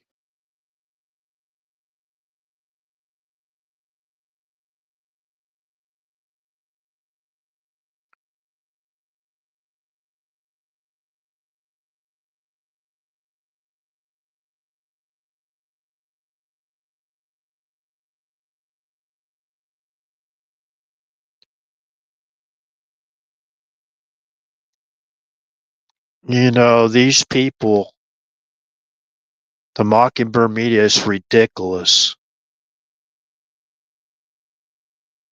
Clashing protesters shoot fireworks during heated. This is New York Post. Where's that one at? Summer of Love, right? There's the Summer of Love again. That's their love. Oh, this one's in Serbia.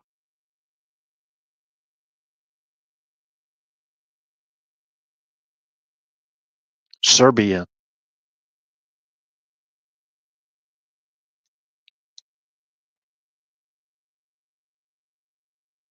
I don't know what they're protesting there. Excuse me. It's not here.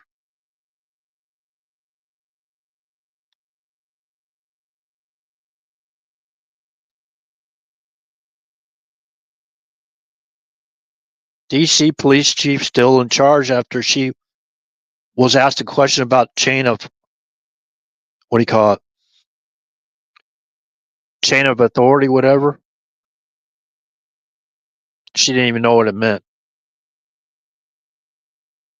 Chain of command. She was questioned about chain of command. She don't even know what chain of command means. The Marxist mayor had to step in for her to help her get her out of that, because I guess they say it's possible DNI higher.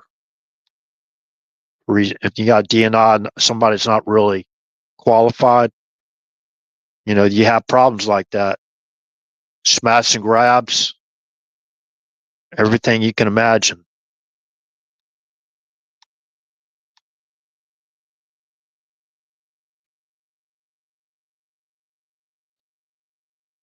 Yeah, I got the California governor, Newsom, threatening President Trump. Think about that. Telling him to stop cheating. That's part of the psychological warfare, right?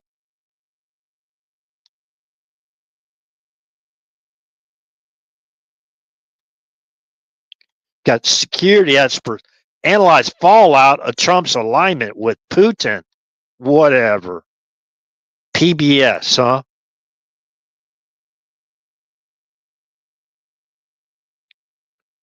Got Newsom out there in front of all, and these little propaganda queens, all full action, full at it. Not Nothing's been done with this crap.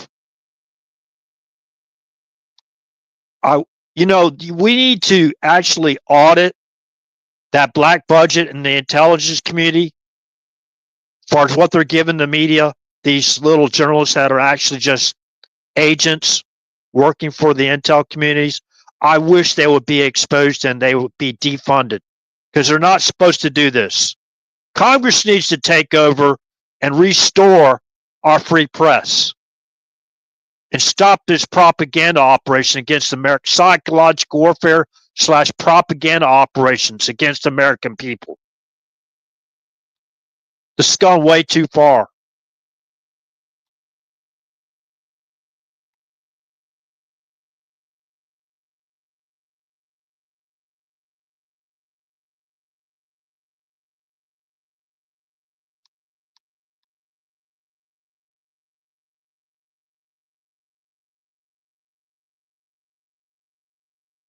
Summer of love. Yeah, you got what's the president's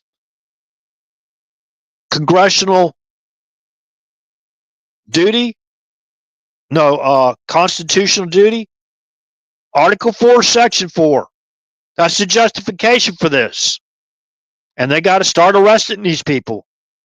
And there's going to be some outrage because their lowercase g's are going to start being arrested.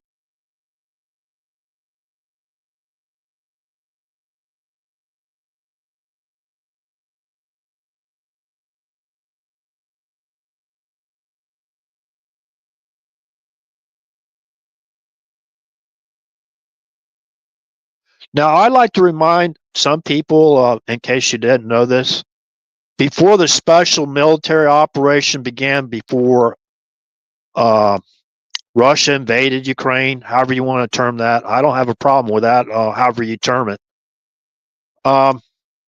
Zelensky was calling for a preemptive nuclear strike on Russia. How many people remember that? Remember when there was a missiles that hit Poland and killed 2 Polish citizens? Remember Zelensky coming out immediately blaming Russia for that?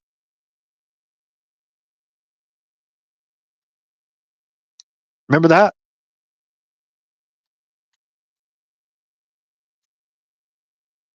Okay, what was the other example? And come to find out, those were missiles that were fired from Ukrainian positions, Ukraine military. Okay, what's the other one?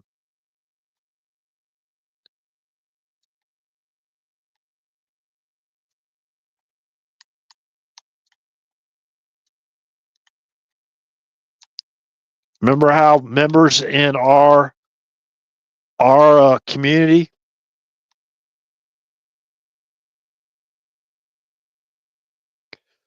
remember how we had members of the intel community that came forward and began to whistleblow because they blamed Russia immediately of the Malaysia Airlines Flight 17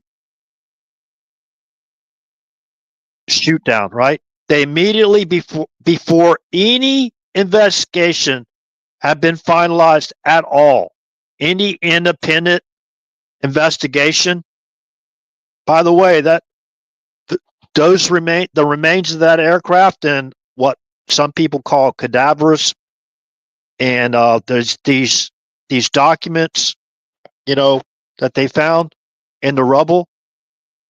Remember, they immediately blame Russia for that, so they could draw United States into the war, NATO into the war, since we're part of NATO, right?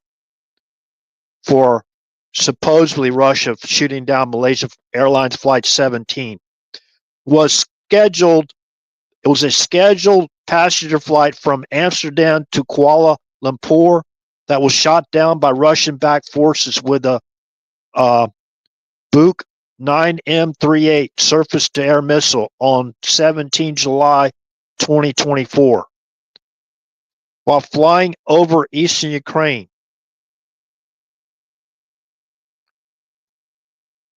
All 283 passengers and 15 crew were killed.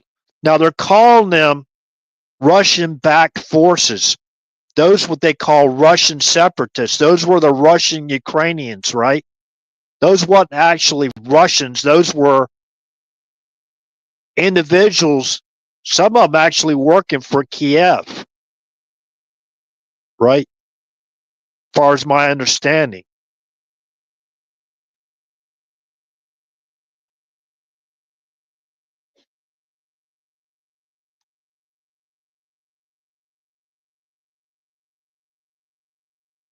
Okay, so they could say, okay, they were Russian-backed forces.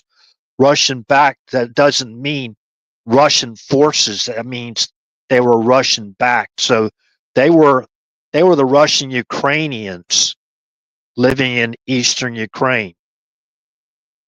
So, but they, at the beginning of this, when that was shot down, they immediately blamed Russia, and they were pushing for war, NATO to go to war with Russia, right? But or Europe or U.S. trying to bring everybody into that war. Remember, that's about the time that they overthrew Yanukovych. Remember, this was after they overthrew Yanukovych, installed whoever they wanted, right? Remember Zelensky, before he was selected, whatever, or elected. Yeah, I'm pretty sure he got enough votes because of the promises he made, right? Did he keep those promises of keeping support the peace treaty, the Minsk agreement? Nope. No, he lied. Or they subverted him, right? So MH17, Malaysia Flight 17, was shot down while flying over eastern Ukraine. All 283 passengers and 15 crew were killed. Contact with the aircraft, a Boeing 777-200ER, was lost when it was about 50 kilometers from the Ukraine-Russian border. And what the heck was it doing flying over that conflict to begin with, right?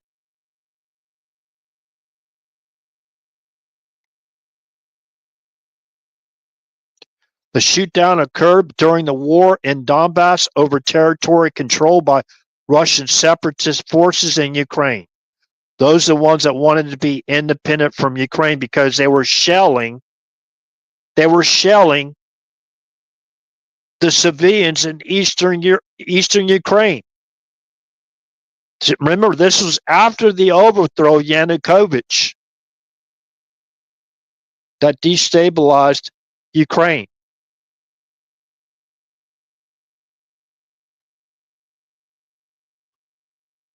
So responsibility for investigation was delegated to the Dutch Safety Board, and the Dutch-led Joint Investigation Team, which in 2016 reported that the aircraft had been downed by Buk surface-to-air missile launched from pro-Russian separatist-controlled territory in Ukraine. By the way, those surface-to-air missile systems, that's what Ukraine had before they overthrew Yanukovych, before the war or whatever. The civil war started before Obama and Europe and and NATO basically helped overthrow Yanukovych. That's who I believe. I don't know. I mean, I could be wrong. But it's a good thing we had some intel people go in there that had their sources and found out that Russia wasn't directly involved, because they could have started World War III right there.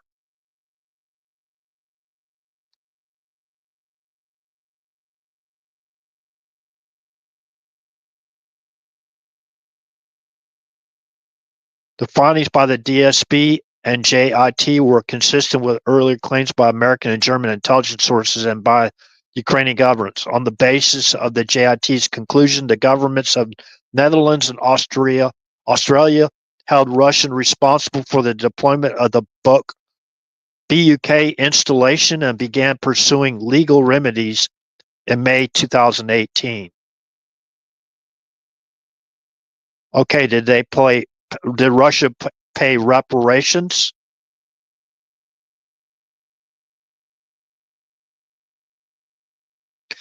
You know, it amazes me where people seem to forget that Ukraine. Remember Nikita Khrushchev? Remember the Cuban Missile Crisis? Remember Nikita Khrushchev was a Ukrainian. He's the one that basically got the independence for Ukraine, right? Pretty much. He fought for the independence of Ukraine. Ukraine was an industrial might country of the Soviet Union. Golly, people sit there try to, I don't know how you call it, but try to separate their entire past and try to get them into NATO, which is just crazy. Remember, they postponed the elections in Ukraine. About 2 years ago, they were supposed to have an election. And Zelensky basically, in the parliament, they indefinitely suspended the elections for the Ukrainians. So they got the guy in there, the war, that does what they want him to do, right? And as long as he keeps the war going, I guess they're going to keep him, right? Keep him as president. They're going to keep on delaying their elections. And remember, he ran on the promise that he was going to continue on to support the Minsk peace agreement between Russia and Ukraine. On 17 November 2022, following a trial in absentia, what it means, they weren't even there, right? They can accuse them of doing something, indict them, whatever, put out a warrant, but they never showed up for the Malaysia Flight 17 shootdown, right? On November 17, 2022, following a trial absentia in the Netherlands, 2 Russians and a Ukrainian separatist were found guilty of murdering all 298 people. 2 Russians, okay? They were probably mercenaries, murdering all 298 people on board flight MH17. The Dutch court also ruled that Russia was in control of the separatist forces fighting in eastern Ukraine at the time.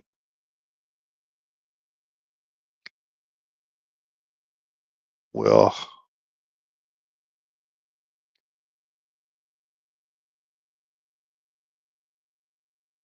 Russia was in control of them? I thought they were Russian backed. So they were controlling them, right?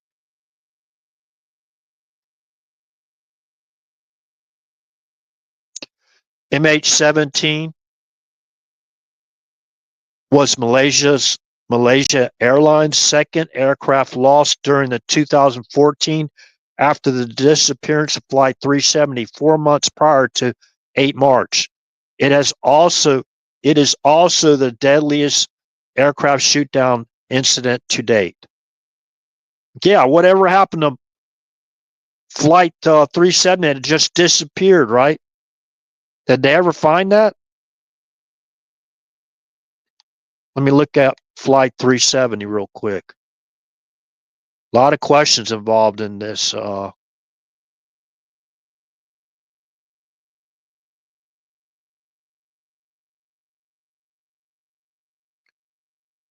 Was it Malaysia Flight 17 flying on autopilot like a drone? Uninterrupted autopilot, right?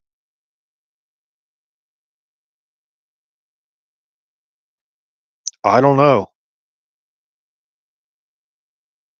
What about 9/11? I don't know.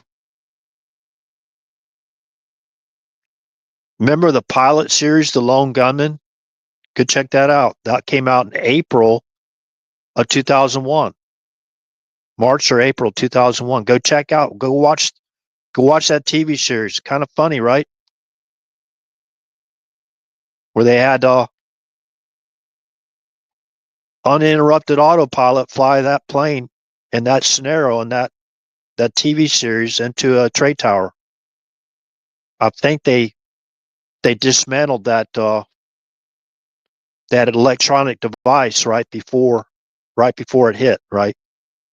Saved all those people. Actually, it wasn't bad. It wasn't a bad episode or whatever.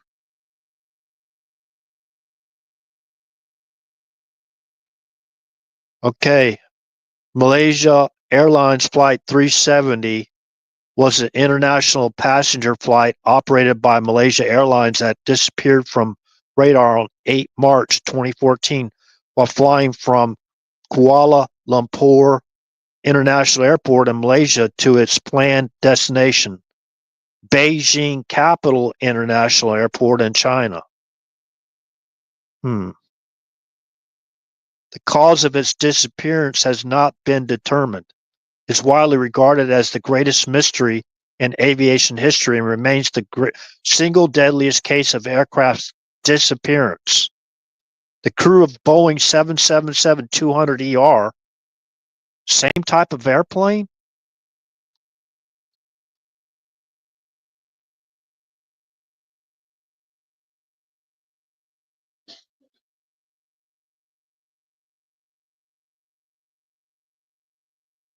Yeah. Malaysia Flight 17 was a Boeing 777-200ER too as well. Wow.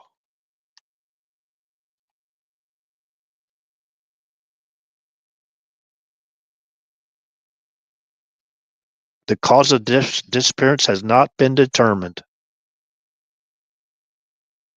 The crew of the Boeing 777-200ER registered as 9M MRO last communicated with air traffic control around 38 minutes after takeoff when the flight was over the South China Sea. The aircraft was lost from ATC's secondary surveillance radar screens minutes later, but was tracked by the Malaysian military's primary radar system for another hour.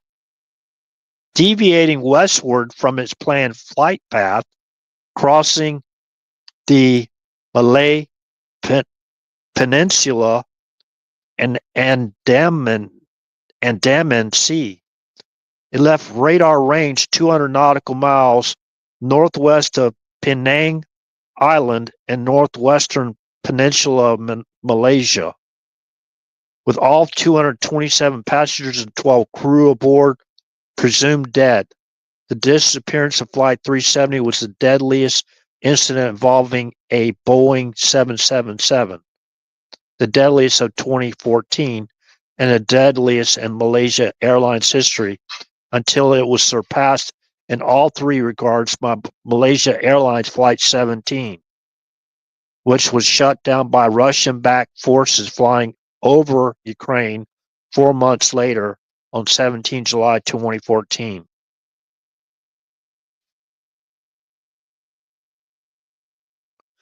By the way, there was some radar footage provided by Russia, and I don't know if those were edited or whatever, that claims that the Malaysia Malaysia Airlines Flight 17 was shot down by fighter jet aircraft.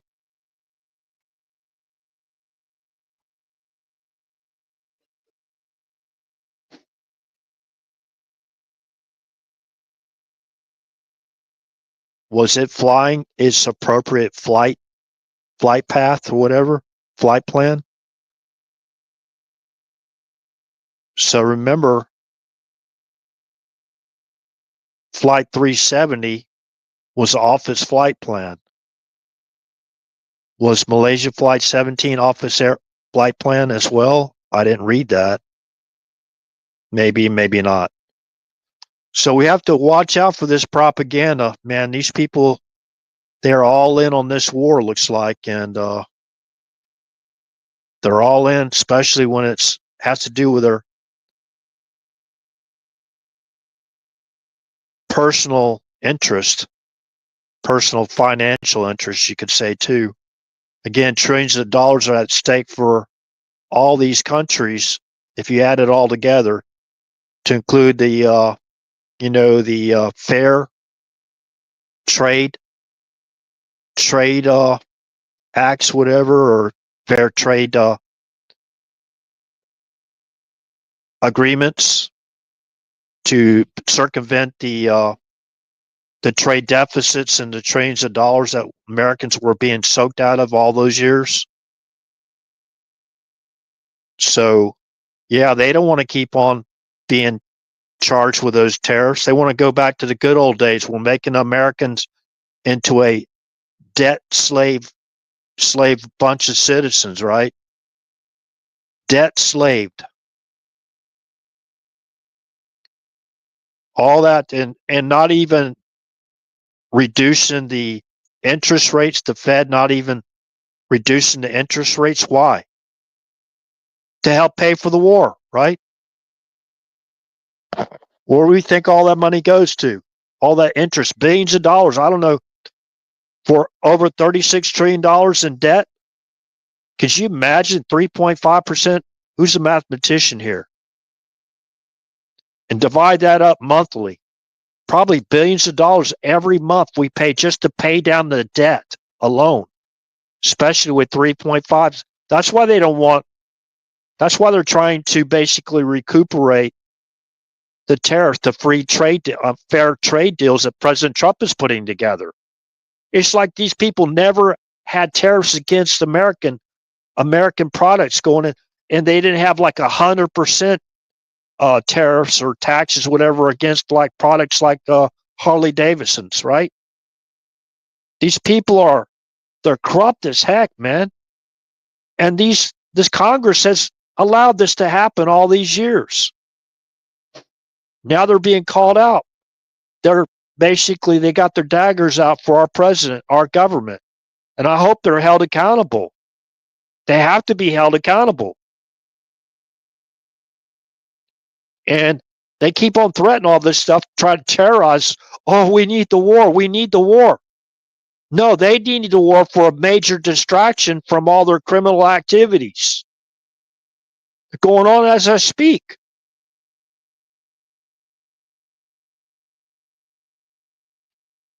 And I think MAGA, we need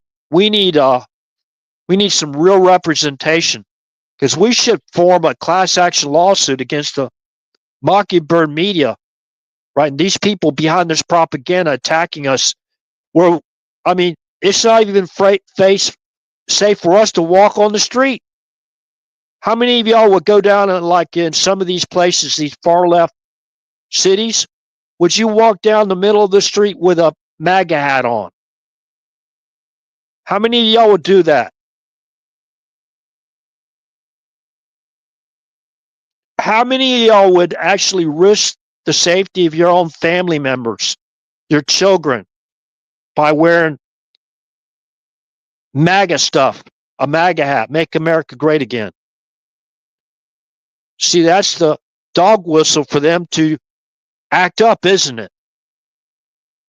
To terrorize, strike fear in the hearts of the unbelievers of Obama, right? Fight to to strike fear in the hearts of people that don't support Obama, right? I don't know. You could say that. Maybe say, hey, everyone's presumed to be innocent until proven guilty in a court of law. We just got a lot of questions, unanswered questions, a lot of them. Why aren't they being held accountable?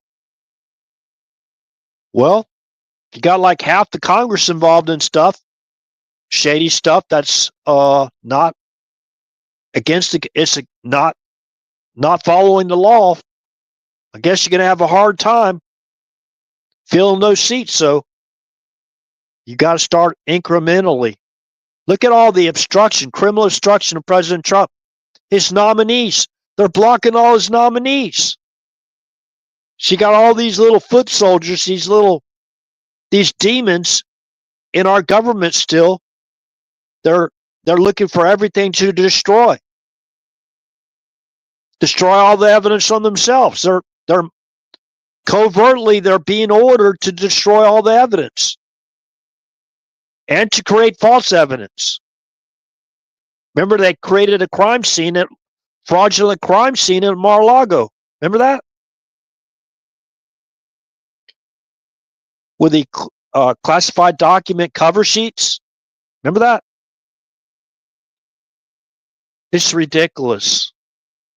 It's like seriously. I've been in foreign countries before. I've never seen it this bad in our country. We used to thought only in San Francisco did you need a poop map so you can walk around all the poop areas where there's defecation on the streets and the sidewalks and people just out there in the open pooping on the street, right? So you got maps now. You're going to have maps in a lot of the Democrat-ran areas, right? And, there's some states that they have a lot of far-left Democrat cities with the tents and all that stuff, right? And you think about trillions of dollars were being ripped off through unfair trade deals for all these years. And then we got all that money going to every time they need more money to print out, they go to the Federal Reserve, they print it out and charge us interest on our own money. And I think we should phase out the Federal Reserve notes and phase in the new U.S. Treasury notes approved by Congress. Congress is supposed to set the value of foreign currency. They're supposed to set the value of our currency. But it's being manipulated from foreign countries. So all that money, $3.5 billion, 3.5% interest rates on $36 trillion. Where does that interest go on that loan, that $36 trillion? It goes to the private banks or banks plural. Thank you, RH. Thank you. Let's give you an applause. RH, thank you. Thank you. We're being slaves to pay for the debt of this war. See, they're going to get their money one way or the other. That Federal Reserve chairman, he needs to be fired right now. And we need to audit the Federal Reserve to go in there and see how much of that national debt we got is unconstitutional. That's what this is all about. All these people working in the background, Zelensky and everybody else, they're just puppets. So we thought we had our independence, right? July 4th, 1776. We thought we had our independence. Oh, by the way, let me talk about this for the people that want. Listen, our our U.S. currency, the U.S. U.S. Treasury note is basically reflects the U.S. economy. It reflects the U.S. GDP. It reflects our manufacturing. It reflects our oil uh, proceeds from basically us being an exporter of oil and energy again. That's what it reflects. So why do you think they're blocking us from exporting our own oil? Why do you think they're purchasing Russian oil? We didn't put this together yet?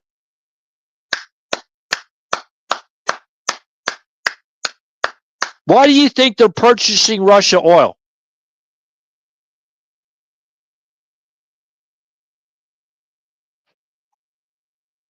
They want to keep us indebted to that private bank, or banks plural.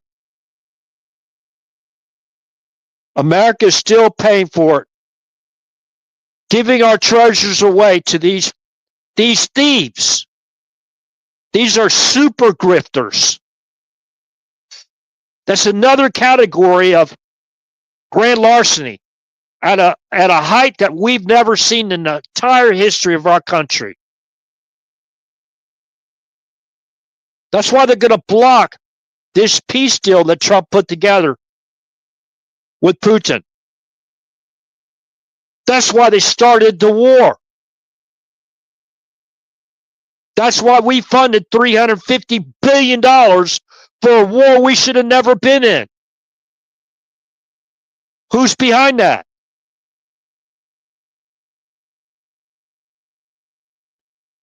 Oh, by the way, individuals didn't register, like Nancy Pelosi didn't register as a foreign agent. We got all the evidence on that.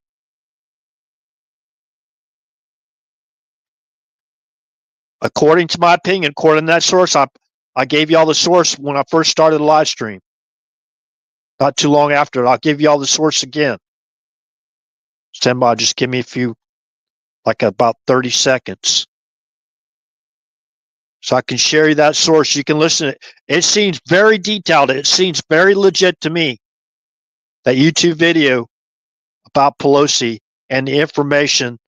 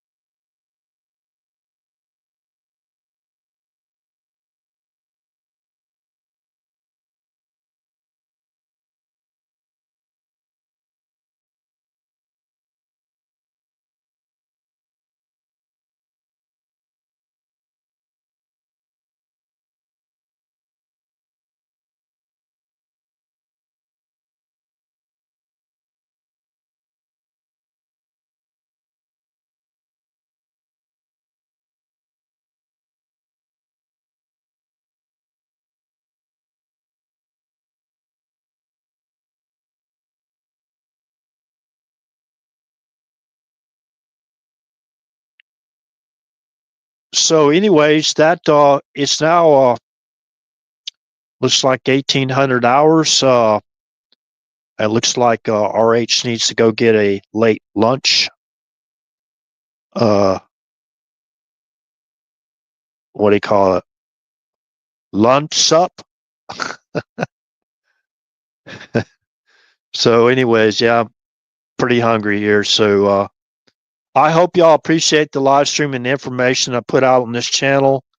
Hopefully, I've gotten better where it's not a live stream like I used to do. And yeah, when I keep talking about this stuff over and over and over again. We're waiting for the first arrest, and we're told, oh, they won't be till like September 24th or 22nd or whatever. I mean, the evidence is clear. I mean, how long have we been talking about this stuff? It's ridiculous, right?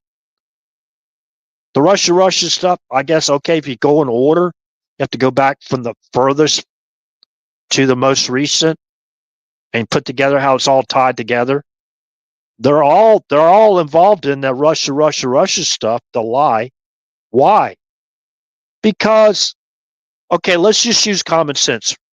This is the reason why they don't talk about the Mockingbird media, won't talk about the P tape anymore, because if people watch it or listen to that P tape, they know it's just ridiculous. Trump paid for prostitutes to go pee on the bed that Barack Obama and Michelle Obama slept on when they're sleeping with the enemy in Moscow?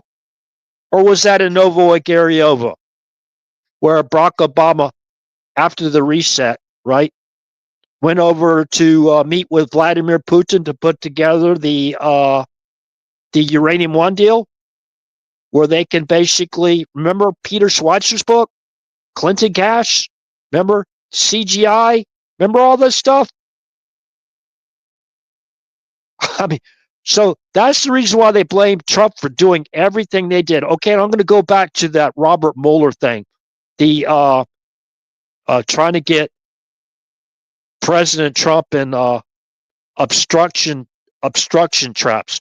Remember, the secondary purview of Robert Mueller was to find ways that Donald Trump could obstruct justice, just could, how he could possibly obstruct justice, and report that to acting Attorney General Rod Rosenstein.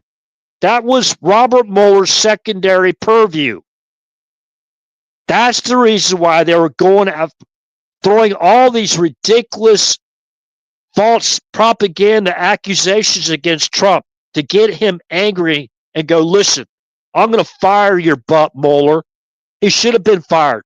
Remember, you had Lindsey Graham out there saying that if you fire Robert Mueller, I'm going to lead the impeachment inquiry myself. I'm going to read it myself.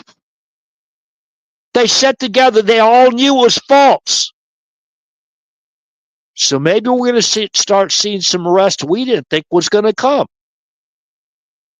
You know, you're not protected if you broke the law, whether you're a Republican or a Democrat. You broke the law, you need to be held accountable. And your position, you're not immune to arrest and going to prison for breaking the law. There's one basically can't be in session. But as soon as you're not in session anymore, you can be arrested. That includes the governor. It includes lieutenant governor. It includes judges, right? It includes everyone. The only stipulation for actually impeachments goes, as far as I understand, as far as president and vice president. That's where the stipulation goes to. And if it was, you're part of a military operation working actually in uniform, you know, there's bad apples there too. And I'm not talking about the good apples, the ones that risk their lives every day to help keep us all safe, no matter where they work. But remember, that's why they were interrogating Donald Trump Jr. That's why they were doing stuff like raiding Mar-a-Lago and all this crazy stuff, right? They set up an assault engagement by sending in people without their identification revealed, like if it's an FBI jacket or uniform or whatever, or shirt, whatever. They ordered them to go in with plain like polo shirts, right? So you didn't know who they were because they wanted an engagement to use deadly force.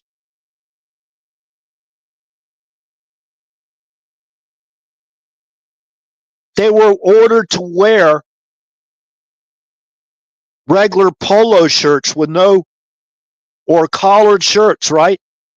Or golf shirts, I guess. I don't know. And hide their weapons. Okay, so obstruction, to get President Trump on obstruction of justice charge, that would be an impeachable offense, right? They set everything up. That's part of the investigation that should be going on right now, and those people need to be held accountable, to include Rod Rosenstein. I mean, what they did to Donald Trump Jr., they interrogated the man like 18 hours straight. Might have been 15, I can't remember exactly, but that's bad enough.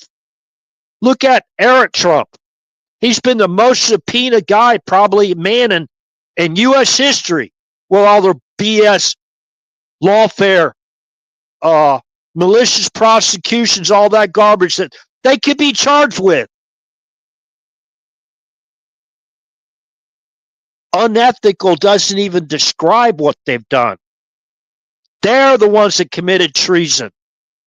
By the way, that P-tape, right? That's why the Mockingbird media won't actually talk about the contents, because just like Stephanie Clifford, it was part of the psychological warfare operations to overthrow our government. And they were all part of it. They knew it was ridiculous in and of the face of it, right? And the open mic time with the Access Hollywood, right? The open mic moment. Wow. How long did the intelligentsia have that ready, locked and loaded? How long did they have the intelligentsia have that all locked and loaded? The guy that was talking to Trump was the former CIA director's nephew, Billy Bush. Don't think that has anything to do with it? Oh, that's just a quinky dink, as Dan Bongino says. I got another quinky dink. Nobody talks about that quinky dink, though, for some reason. Maybe they have. I don't know. I got my own sources that I could use. I don't really need them now. I know where to look. I know where to find the information.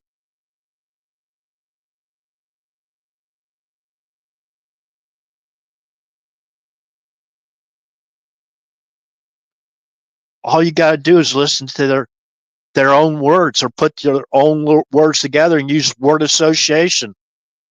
They've exposed themselves. Yeah. The P-tape. Give me a break. So why did they accuse Trump of that? Because of what they had done after they put together the reset. And think about nukes for NATO. Go read that article, Nukes for NATO. These people are frauds.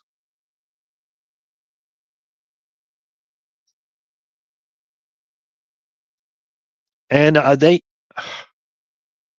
saw a pretty great influencer out there. I like her a lot. I follow her a lot.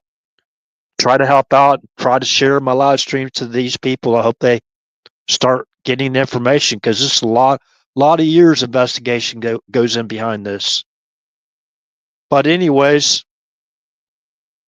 please pray for our president and his family, family, and his associates. Please pray for our government, the current government, this administration. You know, his cabinet members. Please pray for our country. Please pray for peace, that we restore peace around the world. And remember, blessed are the peacemakers, for they shall be called the children of God. That's Matthew chapter 5, verse 9. Okay? Matthew chapter 5, verse 9. That's the KJV. Some versions have blessed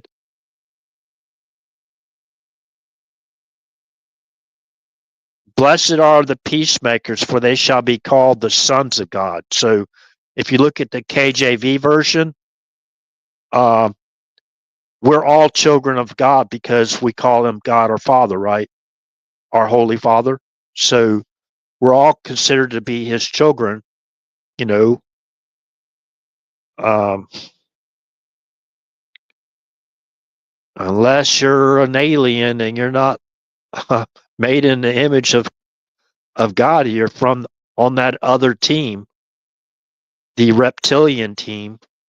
I don't think reptilians were made in the, I know they wasn't. You know, let me talk about this real quick. Real quick.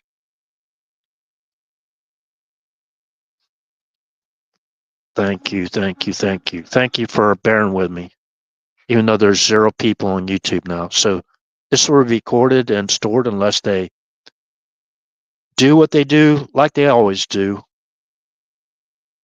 Let's see here. Let's go to Romans real quick. Think about it. It talks about Darwinism. Darwinism. Are we created? We're created by God, so we're a creature, right? You could say, well, we're a human, but we're a mammal. We were created in the image and likeness of God.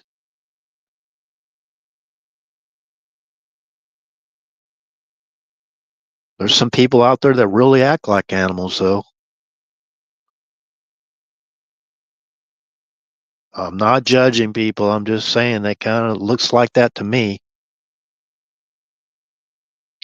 Romans chapter 1, the very first chapter. You know, you think about this, and you talk about the witness days up to around 70 A.D. There's still people living around that witness the teachings of Yeshua, our true Messiah. Uh,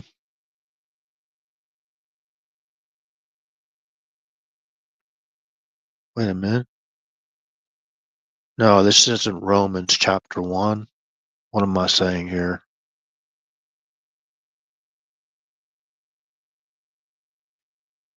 Wait, I thought it was Romans.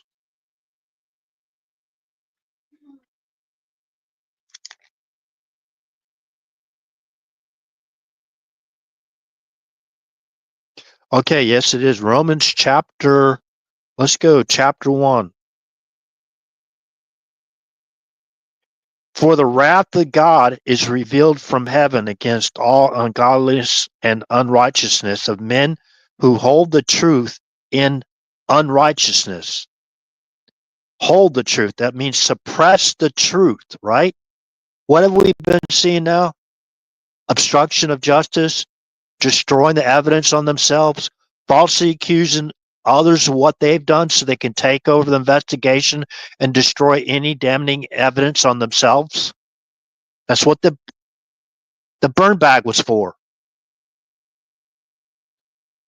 Because that which may be known of God is manifest in them, for God hath showed it unto them. For the invisible things of him from the creation of the world are clearly seen, being understood by the things that are made, even his eternal power and Godhead, so that they are without excuse. Because that when they knew God, they glorified him not, as God. Neither were thankful, but became vain in their imaginations, and their foolish heart was darkened. Professing themselves to be wise, they became fools and changed the glory of the uncorruptible God into an image made like to corruptible man and to birds and four-footed beasts. What about apes? They said we came from the apes. How do apes walk? How do apes run? You know, they can run for a little bit on their back legs, but they normally run with like 4 feet, right? Or what are you going to say, 4 hands? They're saying that we wasn't made in the image of God. We came from apes. You know, that was repulsive for me even as a kid when I saw those pictures of their evolution from a monkey that runs around like an ape crawling with all fours on the ground, right? And swinging through trees or whatever, saying that's us, basically. It's right here. It's right here. And change the glory of the uncorruptible God. They're saying all these murders, like abortions, what did God tell us to do? Thou shalt not murder.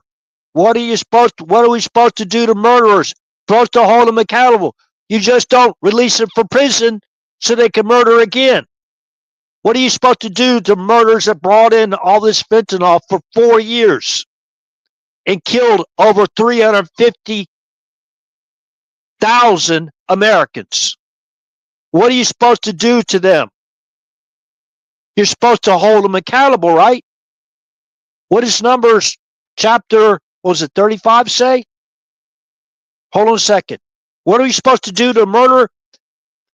God told us what to do when Moses and his family got off the ark in the mountains of Ararat, around in Armenia, Turkey, and Iran, that area, in the mountains. That's where the Noah's Ark came to rest. What did God tell us to do? Well, you can find that commandment. You can find one of the 10 commandments. It's very easy to find. Thou shalt not murder. To basically clarify, thou shalt not kill. That's what did God tell us to do? Numbers chapter 35, verse 30. Whoso killeth any person, the murderer shall be put to death by the mouth of witnesses. But one witness shall not testify against any person to cause them to die. Because just one other person isn't sufficient. It's like in our legal system, it'd be like that one person's word against another person's word. But there's 2 witnesses and they can prove it. They were there, they saw it, whatever. They can prove it, they were there, they saw it, right? You can testify against them to cause them to die. That's capital punishment. Moreover, whoso killeth any person, the murderer, that clarifies it. It's a murder. It's basically found out in court. You know, presumed to be innocent until proven guilty in the court of law, right? This is where it comes from. This is where our laws come from. The Constitution comes from. Divinely inspired, our Constitution, in my opinion. Shall be put to death by the mouth of witnesses, but one witness shall not testify against any person that cause him to die. Moreover, you shall take no satisfaction for the life of a murderer, which is guilty of death, but he shall be surely put to death. And you think about it. They wouldn't even impeach Mayorkas.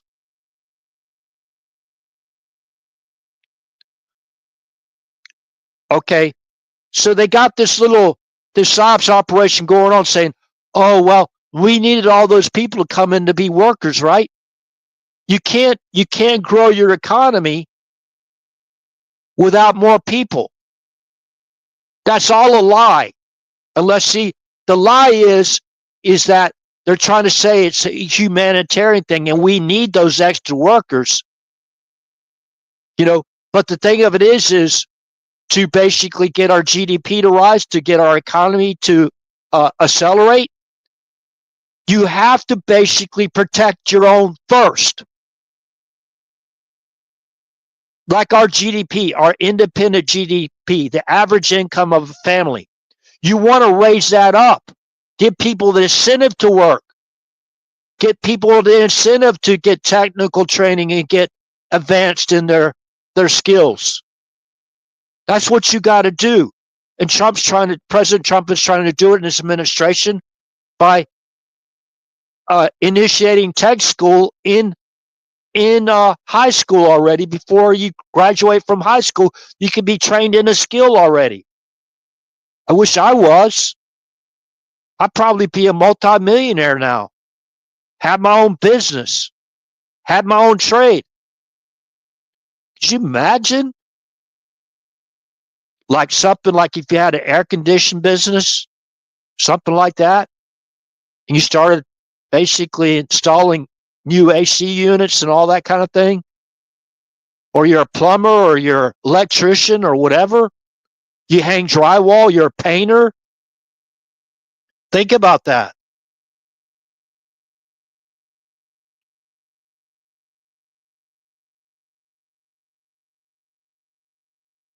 Be trained as a computer programmer. A lot of stuff, you know. So again, this is where Darwinism is pointed out in our scriptures. That is about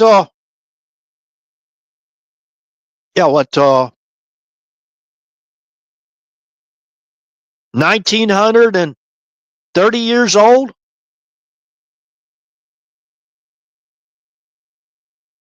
Something to that effect. 1930 years ago, they were already exposing Darwinism and their evolution and their Big Bang Theory. Professing themselves to be wise, they became fools and changed the glory of the uncorruptible God into an image made like to corruptible men and to birds and four-footed beasts and creeping things. Wherefore God also gave them up to uncleanness through the lust of their own hearts, to dishonor their own bodies between themselves, who changed the truth of God into a lie, and worshiped and served the creature more than the creator. Like we don't worship. They keep saying we're worshiping Donald Trump. That's part of the psychological propaganda operation, right? We don't worship him. He's a man. Remember, in God we trust. Everyone else, include President Trump, trust but verify. Who changed the truth of God into a lie, and worshiped and served the creature more than the creator, who is blessed forever. Amen. For this cause God gave them up unto vile affections, for even the women did change the natural use into that which is against nature, and likewise also the men, leaving the natural use of the woman, burned in their lust one towards another, men with men, working with that which is unseemly, which is due, and receiving in themselves that recompense for their error, their penalty of their error, which was due. And even as they did not like to retain God in their knowledge, God gave them over to a reprobate mind to do those things which are not convenient. That's debased, right? Debased. And that reminds me, thou shalt not steal, thou shalt not bear false witness against thy neighbor.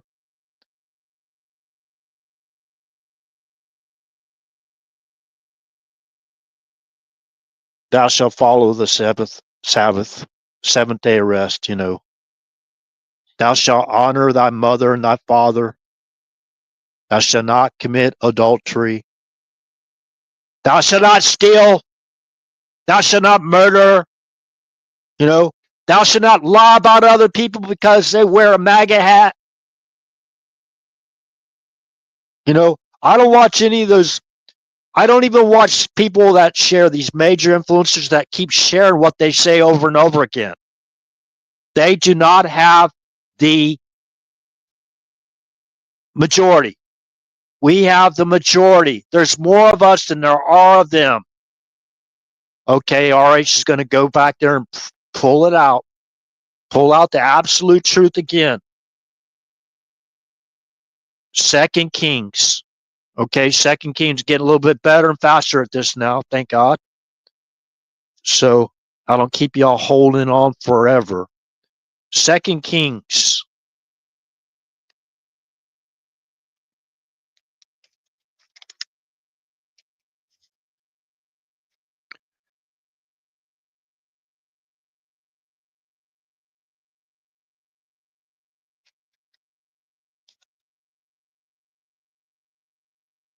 Okay, I want to get to the part, I don't want to read it all, but go to 2 Kings, and you can begin with, the background is Syria, the king of Syria was at war with the king of, or Israel, right?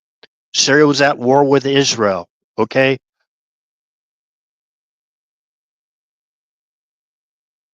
Okay, this is beginning in 2 Kings chapter 6, verse 8.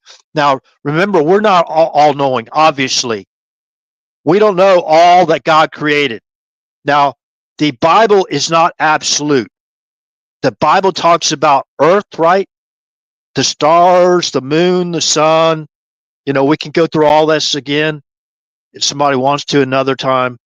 We can actually show you the scripture verses in the Bible about that we shall not worship like the stars, the moon, the sun,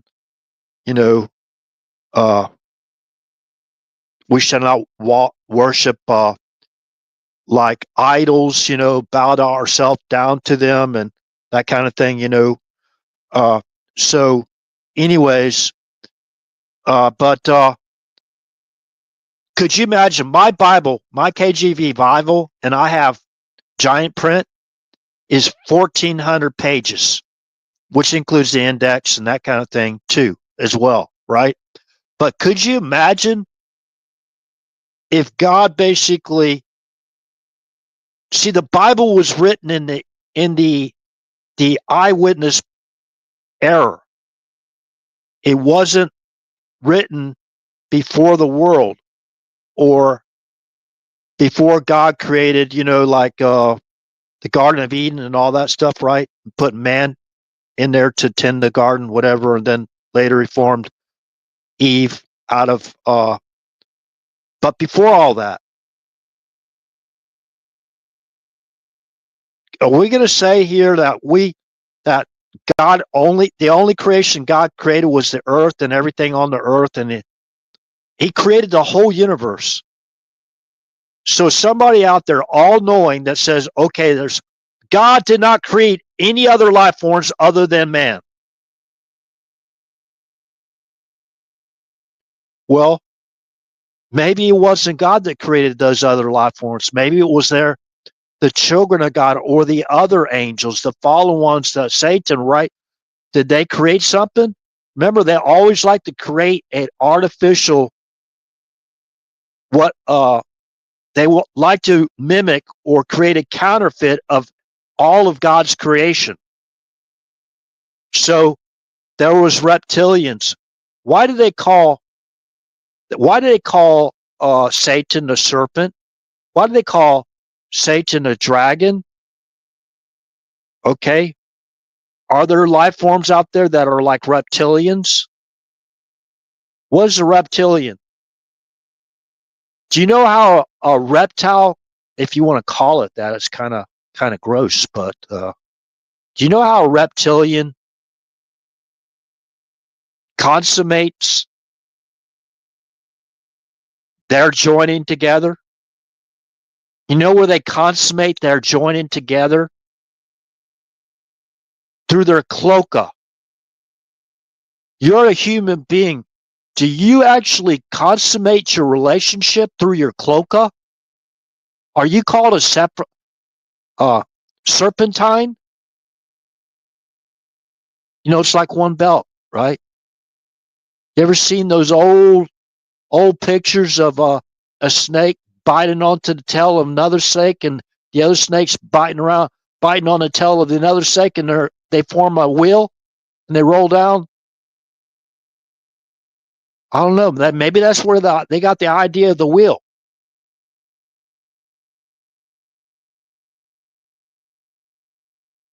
So look at all these hieroglyphs and all these murals, and look at the technology that they had tens of thousands of years ago. Technology we can't even replicate.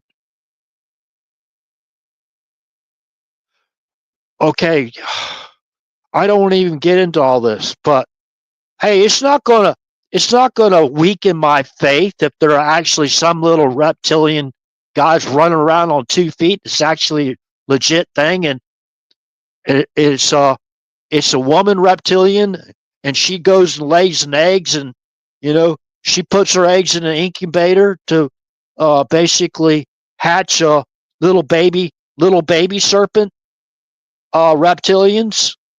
I don't know. Is that ridiculous? It's going to be like the days of Noah. They were crossbreeding, right? You know what it means by that? Why did God separate the serpent seed from the woman's seed?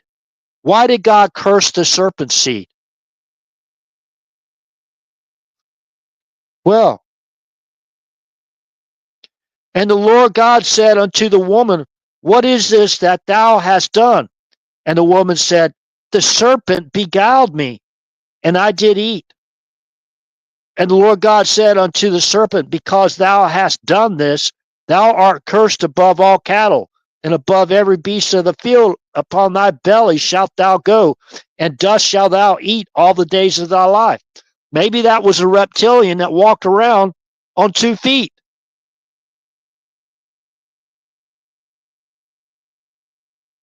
And then when God cursed him, then he's got to crawl around, right? He's got to crawl for everything.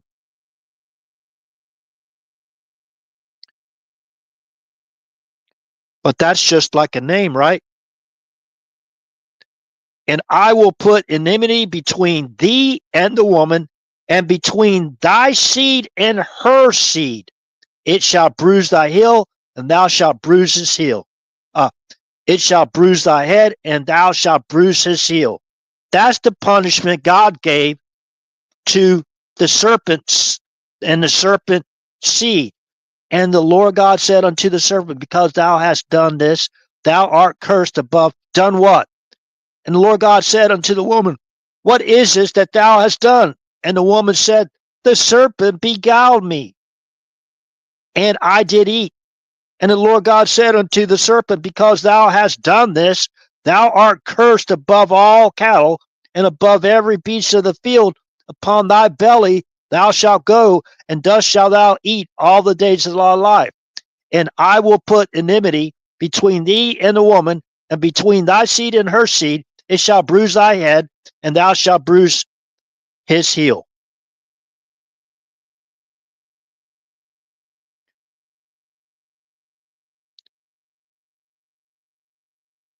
Between thy seed and her seed. Those are two different types of creation, if you want to say it that. You want to say it that way? You can say he's a man too.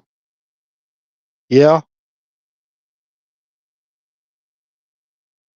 But they were kicked out of heaven, right? So we're not all knowing with this. Cain from the wicked one, right? What? Cain? Cain from the wicked one? Cain from the wicked one? I thought Adam was his father. Was Adam wicked? Have y'all thought about that?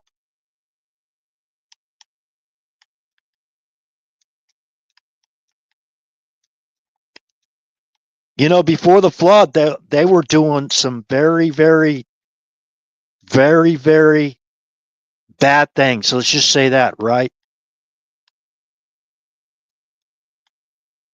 Cain of the wicked one. Was Adam wicked? Cain was the firstborn of Adam and Eve, right? This 1 John chapter 3, verse 12.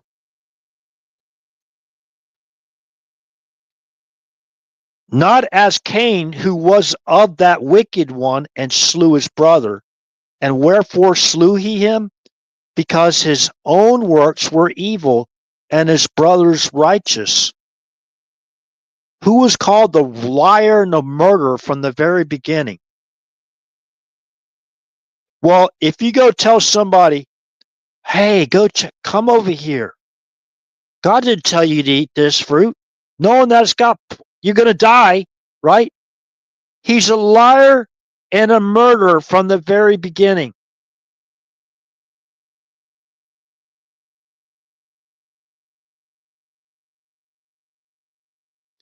You're of the father, the devil,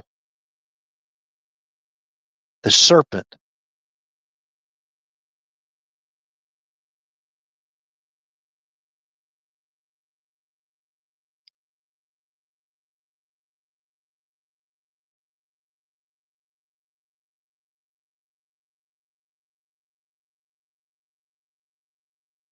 Okay, let's put this in context. Whosoever is born of God doth not commit sin, for his seed remaineth in him. And he cannot sin because he is born of God. In this the children of God are manifest, and the children of the devil. Whosoever doeth not righteousness is not of God, neither he that loveth not his brother. For this is the message that ye heard from the beginning, that we should love one another, not as Cain, who was of that wicked one, and slew his brother. And wherefore slew he him? Because his own works were evil, and his brother's righteous. Marvel not, my brethren, if the world hates you. We know that we have passed from death unto life, because we love the brethren. He that loveth not his brother abideth in death. Whosoever hateth his brother is a murderer, and ye know that no murderer hath eternal life abiding in him. Okay?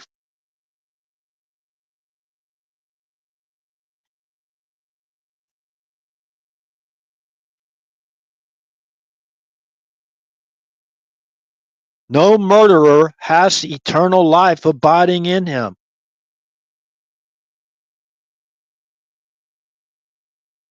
Thank God we were not that deceived. I mean, the majority of us not to do that, right? Thou shalt not murder, that we have not done that. Thank God. And you think about that, the most innocent amongst us, while we've been fighting all these years, right? God commanded us not to do that. Let's go to, remember why? Remember, you can see that in Numbers chapter 35. You can see that in Genesis chapter 9, right? Go down Genesis and look where God commanded Noah and his family what to do to a murderer.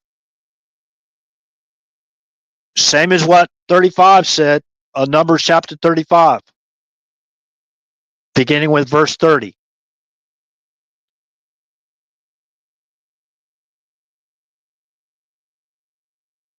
And see, and it came to pass when men began to multiply on the face of the earth, and daughters were born unto them, that the sons of God saw that the daughters of men, that they were fair, and they took them wives of all which they chose. And the Lord said, my spirit shall not always strive with man, for that he also is flesh, yet his days shall be 120 years. There were giants, and see, God said, my spirit, that means our Holy Spirit, shall not always strive with man. Not always, because we are of flesh too. right? So God's not always going to be around. There were giants in the earth in those days, and also after that, when the sons of God came in unto the daughters of men, and they bare children when they left their estate, right? Came in unto the daughters of men, and they bare children to them. The same became mighty men, which were of old, men of renown. God saw that the wickedness of man was great in the earth, and that every imagination of the thoughts of his heart was only evil continually. And he repented the Lord that he had made man on the earth, and it grieved him at his heart. And the Lord said, I will destroy man whom I had created from the face of the earth, both man and beast and creeping thing, and the fowls of the air, for it repenteth me that I have made them. But Noah found grace in the eyes of the Lord. These are the generations of Noah. Noah was a just man and perfect in his generations, and Noah walked with God. And Noah begat 3 sons, Shem, Ham, and Japheth. The earth was also corrupt before God, and the earth was filled with violence. And God looked upon the earth, and behold, it was corrupt, for all flesh had corrupted his way upon the earth. And God said unto Noah, the end of all flesh is come before me, for the earth is filled with violence through them, and behold, I will destroy them with the earth. Okay? Cause of the violence, murder, everything. And that's all they did was like nonstop, without stop wickedness.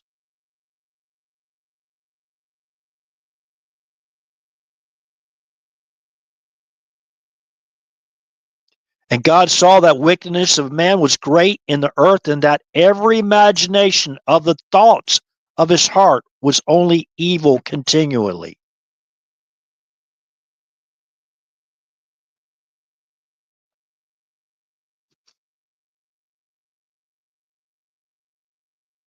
So the garden, the tree of the knowledge of good and evil, the knowledge. What knowledge do we think that God was talking about? Practical knowledge, right? Not theoretical. So if you get an evil thought in your mind, like like uh man-made disaster or a natural disaster, you keep on talking it, right? Why don't we just pray before we start saying that, before we even say it? Because words are very powerful. Keep on saying something, it might come to pass. You don't want those things to come to pass. So I don't want to talk about certain things anymore. And I understand why the president would get angry, because you don't want somebody around, hey, they're going to do this to you and not do that do to you. Look what they've already done and gotten away with. No, he's got a job to do, right? He's trying to run our country the best he can. He's only one man. We need to pray for him, right? And I learned this myself, and I need to do it. I'm preaching to the choir. I'm not preaching at anybody. This applies to myself too. And I apologize for trying to reveal some things that I saw. But I wanted to stop them from doing that, right? And I do really, from the bottom of my heart, believe that if they took my information, they could have probably stopped something like Butler from happening. Think about Corey. Think about those 2 other individuals that were severely injured. Think about the trauma. Think about Trump's family hearing that he's been shot, not even know if he's still alive or not. You know what I mean? It's some of them weren't home. They weren't where they could look at a TV or whatever, turn it on. Look what they did, Kathy Griffin and them showing that stuff on TV and mainstream media. and talking about it. Look at the plays that Hamlet plays, and people go into those plays where they made mock, like a simulated play. I mean, this is sickness. This is wickedness continually against good people. A lot of good people. Yeah, we got bad apples that belong to MAGA. They get provoked into doing things they shouldn't do. You know, you keep on trying to pull that tiger tail. That tiger's going to whip around and bite you on the rear end. That literally happened. That literally happened.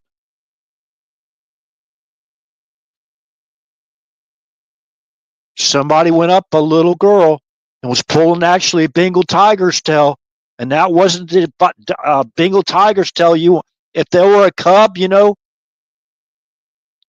even with that powerful jaws they used to, when those little cubs, when Calcutta and Calcutta, I think, and Taurus. When I come home on leave, they were little cute little cubs. Oh, little kitty, come here! I want to pet you. I wore Dockers leather shoes, right? Those little cubs would bite my foot. They would bruise my toes through my shoes. Come here, you little kitty. This little girl come up behind him, actually pull the tail of the Bengal tiger.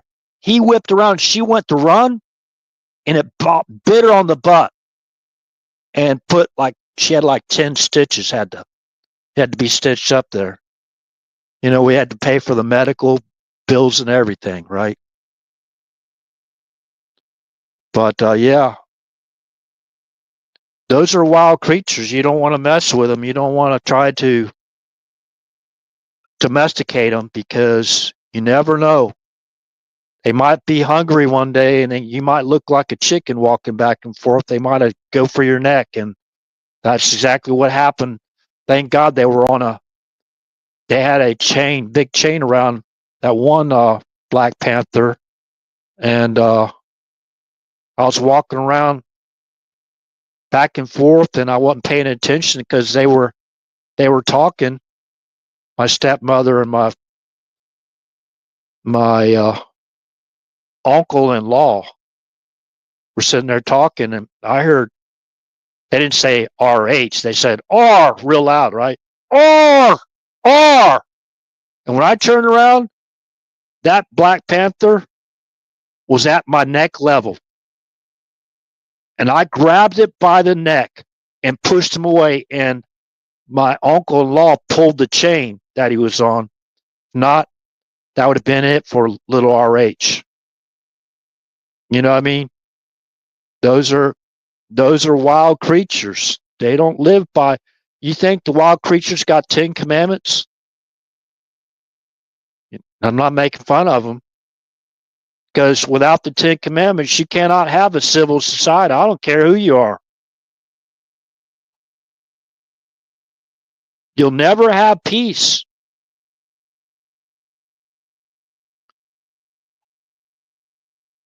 Peace of mind, body, and spirit, right? Never have peace.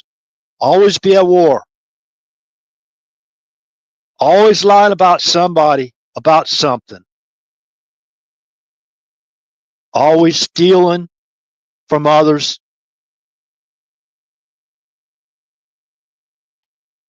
Lying nonstop. Pathological liars. You hear them coming out now and still lying. The same old lies. While they're out there living the life of the rich and famous. Making themselves rich, right? Okay, I kind of extended the live stream a little bit longer, but I hope this helps. And remember, please pray for our country. Please pray for our earth. please pray for the moon and the sun and the stars. And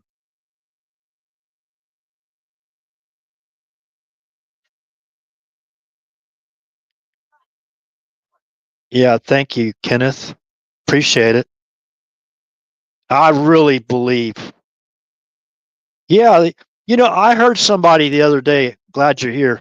Um, I heard somebody the other day was saying, "Don't worry about no nuclear weapons. There have been thousands of nuclear weapons already tested in our atmosphere and everything on our land, our earth, and nothing ever happened." What an ignorant statement. Russia has I think they have a 100 megaton nuclear warhead. I think they have, I don't know, about 10 of them, maybe more. Could you imagine that? Even their own scientists said, don't test it. You have to basically water those megatons down to maybe a kiloton, maybe 1 kiloton or something like that. Just test it, but lower the yield or whatever, right? Because their own scientists said, we don't even know if that will basically crack open their earth. Could you imagine they say, okay, the center of the earth is made of what? Molten like lava or something, right? Like iron or something, right? Molten iron is just, could you imagine?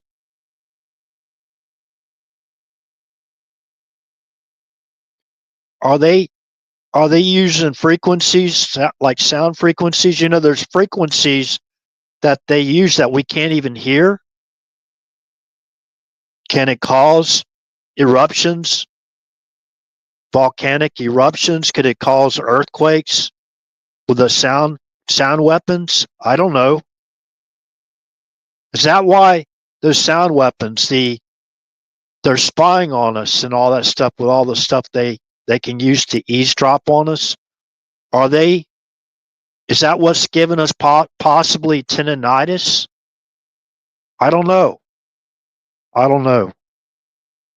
The ringing in our ear.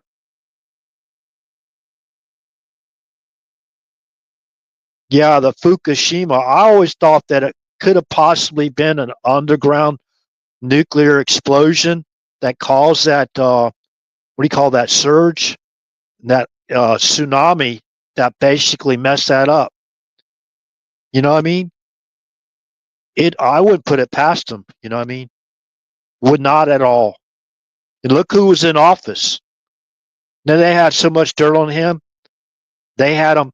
They had him on those strings, right? A puppet on a string. Remember whenever they conducted those drone strikes? I think it was in Yemen. They murdered 2 U.S. citizens. One was a kid. He was a minor, only 16 years old, and his dad, Alawaki. Yeah, he could have been.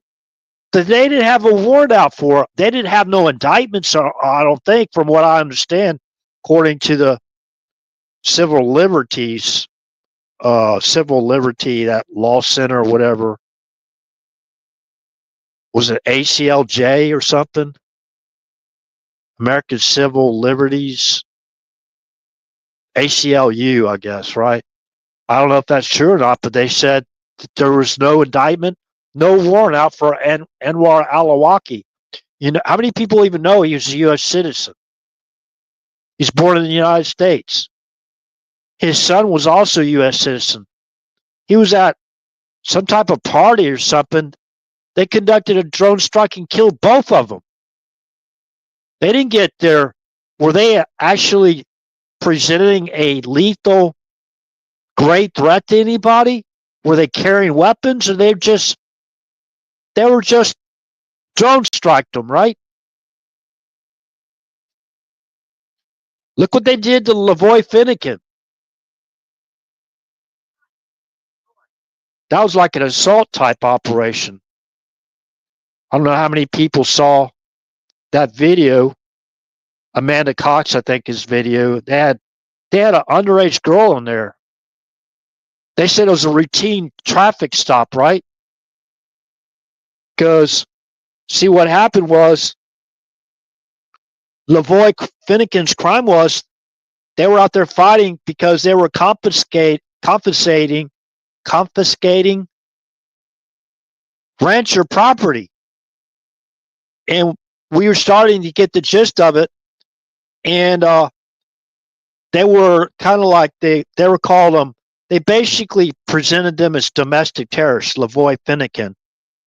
And Lavoy Finnegan had never been arrested. He has a clean record, never been arrested before in his life. He fostered, I think, 50 children, helped raise 50 children that had no home, right? Plus his own kids. Great man, right? Just fighting for our Second Amendment rights and right to own private property, whatever.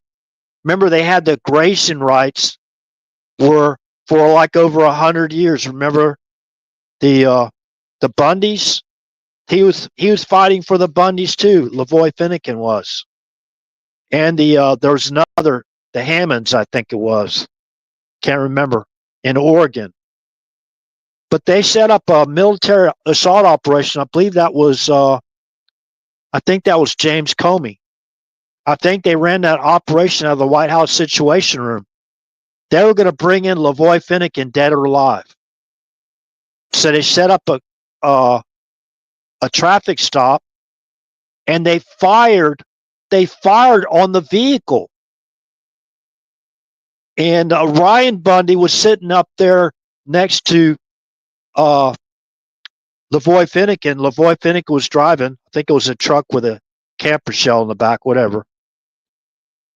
And Ryan Bundy had his arm out on rest on the window sill, whatever, with his window rolled down. They shot, and it hit the side mirror.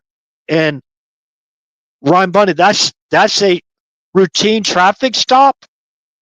You got a SWAT team, right? And you got a drone or a helicopter flying over. I think it was a drone providing the surveillance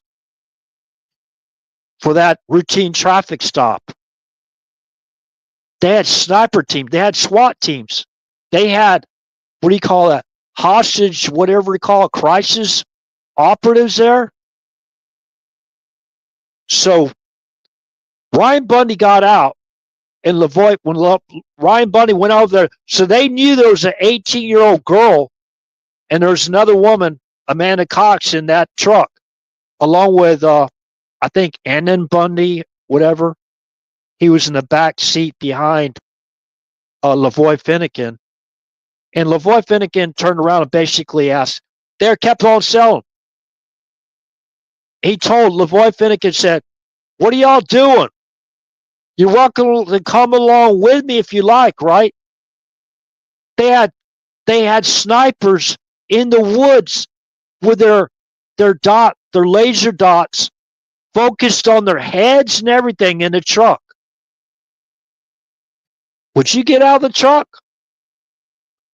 They were going to bring in Lavoy Finnegan, dead or alive. That's what I believe the order was, right? Because he was going to a public event to speak to the press about how they were stealing their land through the Antiquities Act, right? Remember Rand Paul's filibuster for like 15 hours straight? Just ask Obama and his wingman, Eric Holder, do you have a right to kill American citizens without due process of law?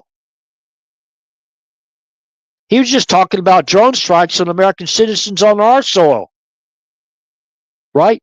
So he had to filibuster. Obviously, you don't have the constitutional right to murder American citizens that don't pose a lethal threat or grave danger to anybody, that don't, not even having a weapon in their hand, pointing it at somebody.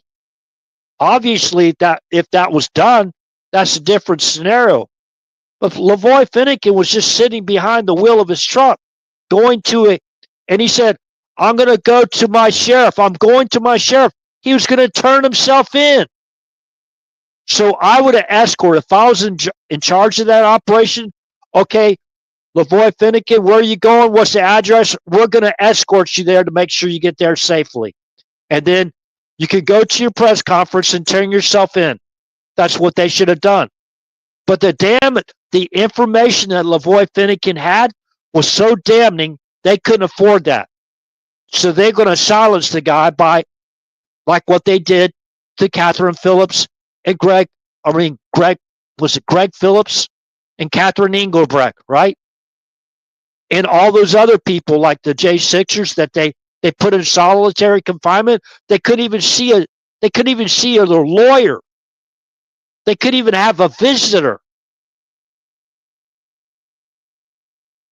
They got away with all these crimes. And you want to say, well, we can't do anything about it. To include being complicit in mass murder, the killing of over 300,000 people alone just to fentanyl. Knowing that they did it. They were getting the intel briefings. They know who they were bringing in or who was coming in our country. They didn't care because of the census, right? They needed a National Democratic Redistricting Committee. They needed to bring those people in to give them transportation into those districts so they can overthrow our government. This is the continuation of the overthrow of the United States of America, our government. That's what the whole objective is, to take away our sovereignty.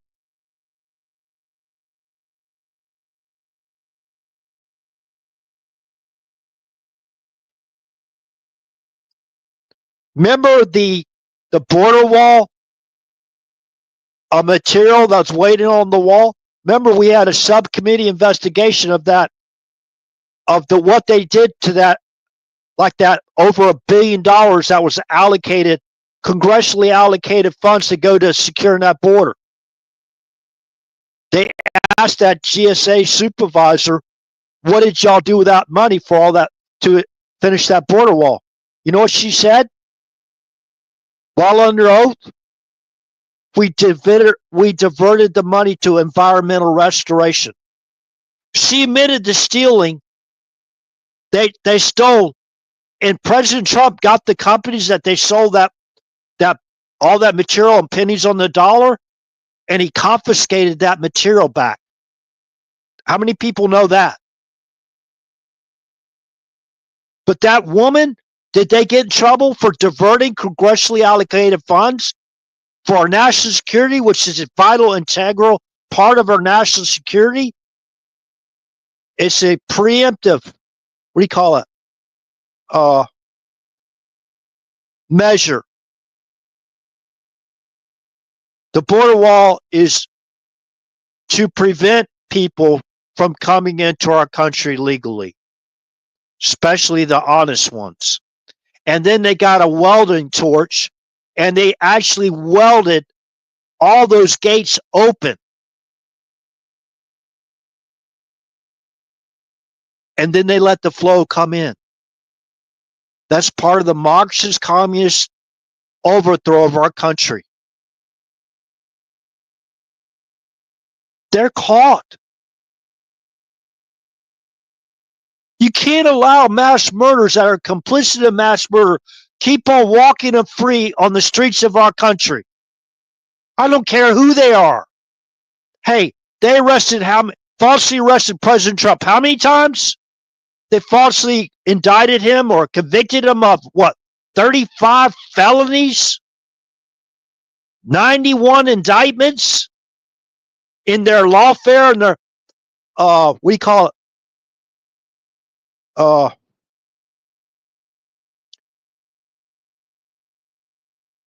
there's a word for it, a legal term.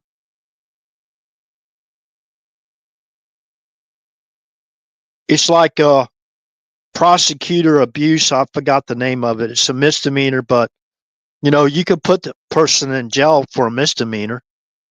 Doesn't have to be a felony. As far as I know, I'm not a lawyer, But yeah, they wouldn't even charge for a misdemeanor.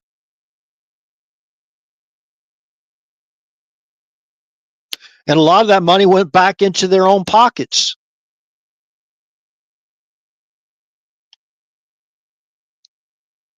Look at all the theft that the Doge uncovered. There's been a few arrests, right? Maybe. Or have there been?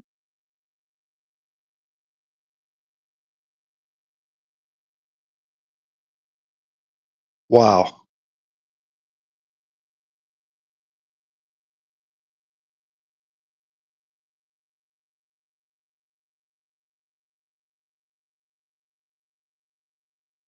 Oh, I didn't know that. Yeah, they had to ground. Remember there was the USS Roosevelt. They had to quarantine, right? After those sailors came back from shore leave from Vietnam, right? They should have never been allowed to get off. Again, Vietnam, I know it's a tourist location now, but it's still highly infiltrated with China operatives. They could have. Man, think about that. They took out a whole carrier. They had to swab that ship from top to bottom.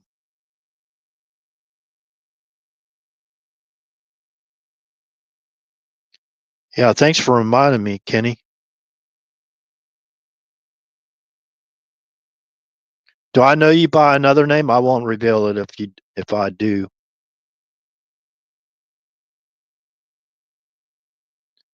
I got a good friend up in I think he's still in Alabama.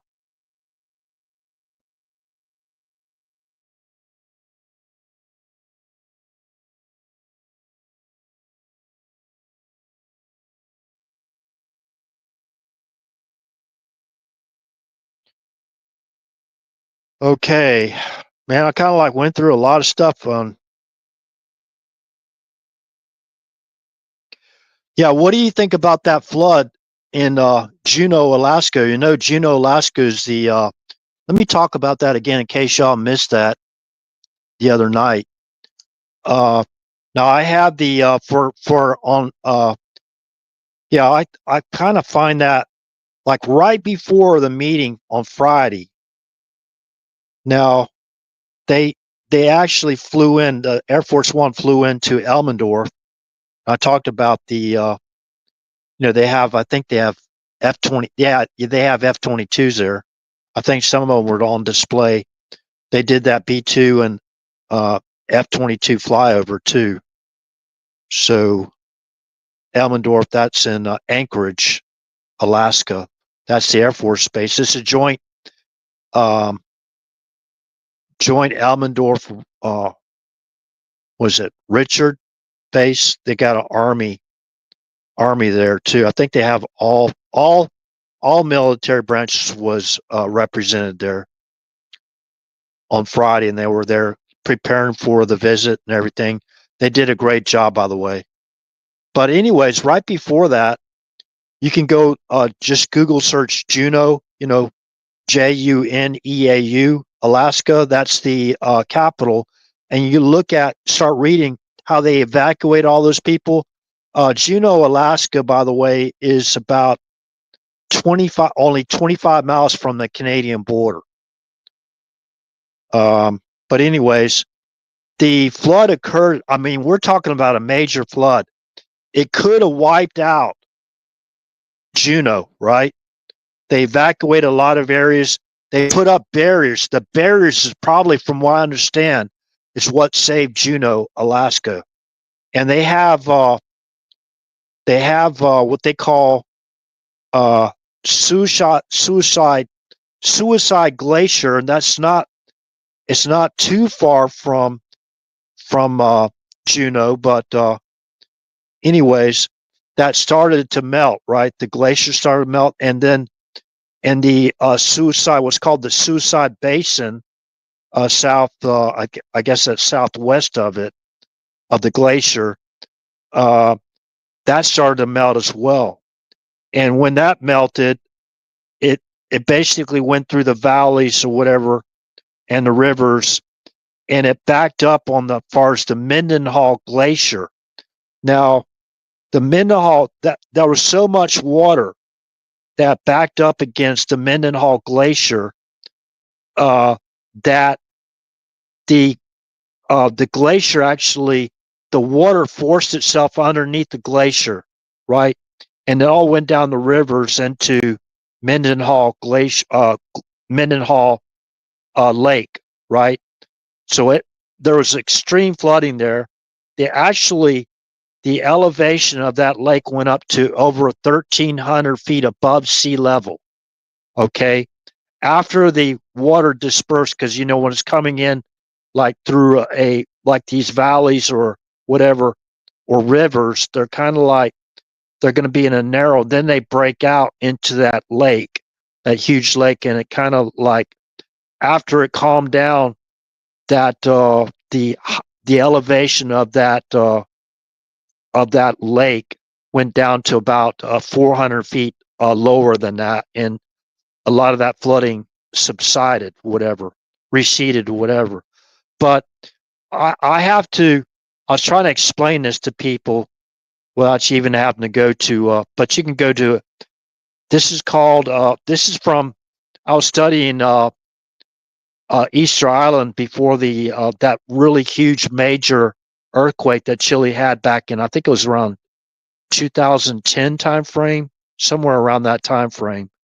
But and I found out that that Easter Island was territory of Chile, and I was thinking that the earthquake was going to hit there, but I ended up, when I was reading, because the word association and that stuff, I read in. You can still read it today. You go to the Wikipedia article of Easter Island and look where it says that it had 111 population, 111. I can't remember exactly. And then I saw signs of the Statue of Liberty on the side. But what is that?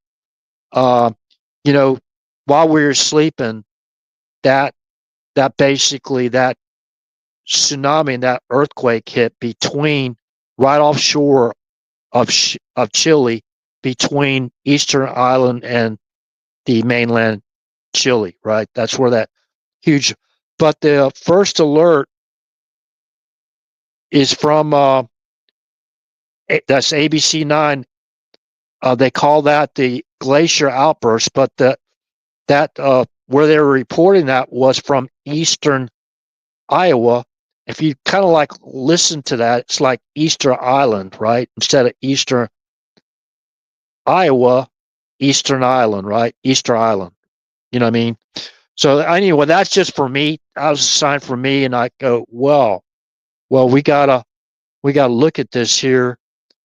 Hopefully, this doesn't affect the trip from President Trump and Putin. But they love to kill, the New World Order would love to kill two birds with one stone, wouldn't they?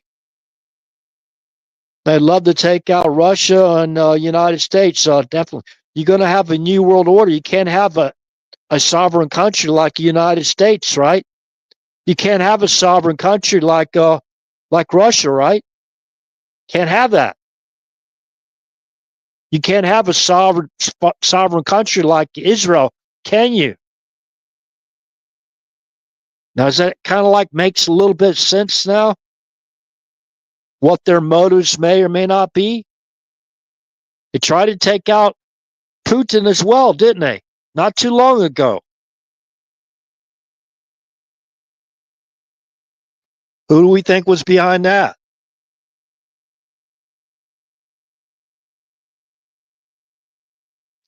So, okay, so the from Suicide Glacier into the Suicide Basin, all that ice, all those ice packs or whatever melted, and they went down to Mendenhall Glacier, and it was forced that glacier to rise. Now think about getting a tall glass, right, and putting one ice cube in it. Like one of those old manual ice cubes that you have ice trays. You pop out an ice cube and just drop it in a glass. Now pour water into that glass, and look what happens to that ice cube. So that glacier is like an ice cube, right? So it lifted up, and all that water was forced underneath that into a heavily stream, and it nearly wiped out. It nearly wiped out uh, Juneau as well. But I don't think there was any deaths. I'm not sure. I didn't go back and look at it. But that caught my attention, you know. And like you, Kenny, I mean, you're looking at these things really going, okay, what's natural? What's a natural disaster and what's a man-made disaster, right? Kind of like on those lines. Yeah, so exactly. Thank you. Thank you for your input. Really appreciate it. You think about the energy weapons, you think about the microwave capabilities, you know, you think about those, remember the heart attack guns and all this stuff that they have at their disposal. You think about the weather modification that they came out and proven they had to prove it, right? So Lee Zeldin's supposed to be looking into all that, right? Is that his name? Lee Zeldin? I forgot what he's in charge of. Was he in charge of the EPA now? Something like that? I don't remember.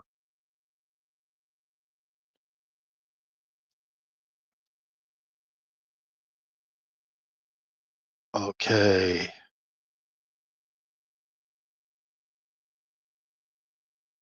Okay, so yeah, I covered what I wanted to cover now. It's already 7. I was gonna take a break, I guess back at 6 p.m., but I appreciate you guys following this channel. If you share the information, let's see, who's another?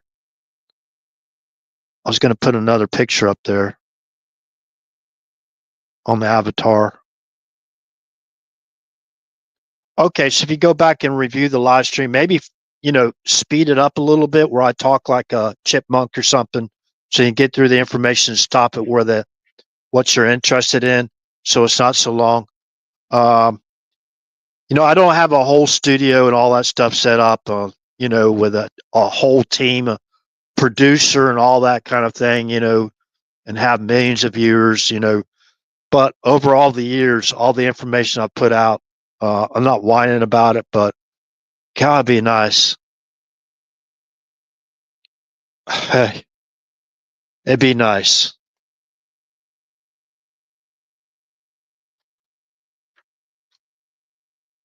It'd be nice to live a more comfortable life, have a studio, go in there, be put together. And, you think about what I'm using to do the studio. I don't think anybody would put up what I'd put up with to help others, especially to help try to save lives, and warn people. And, it's like a watchman on the wall. What are we going to do? Completely ignore the information that we have and not try to help save lives? I mean, you be in trouble with that with God too as well, right? Go back and read the I believe that's in Ezekiel. I can't remember now exact verses, but it talks about the watchman on the wall. If he sees the sword coming and doesn't sound the alarm, oh, yep, you're in trouble too. Yep. So, all right. With that said, good day, good evening, good morning, wherever you're from. This concludes the live stream, and RH out. Thank you.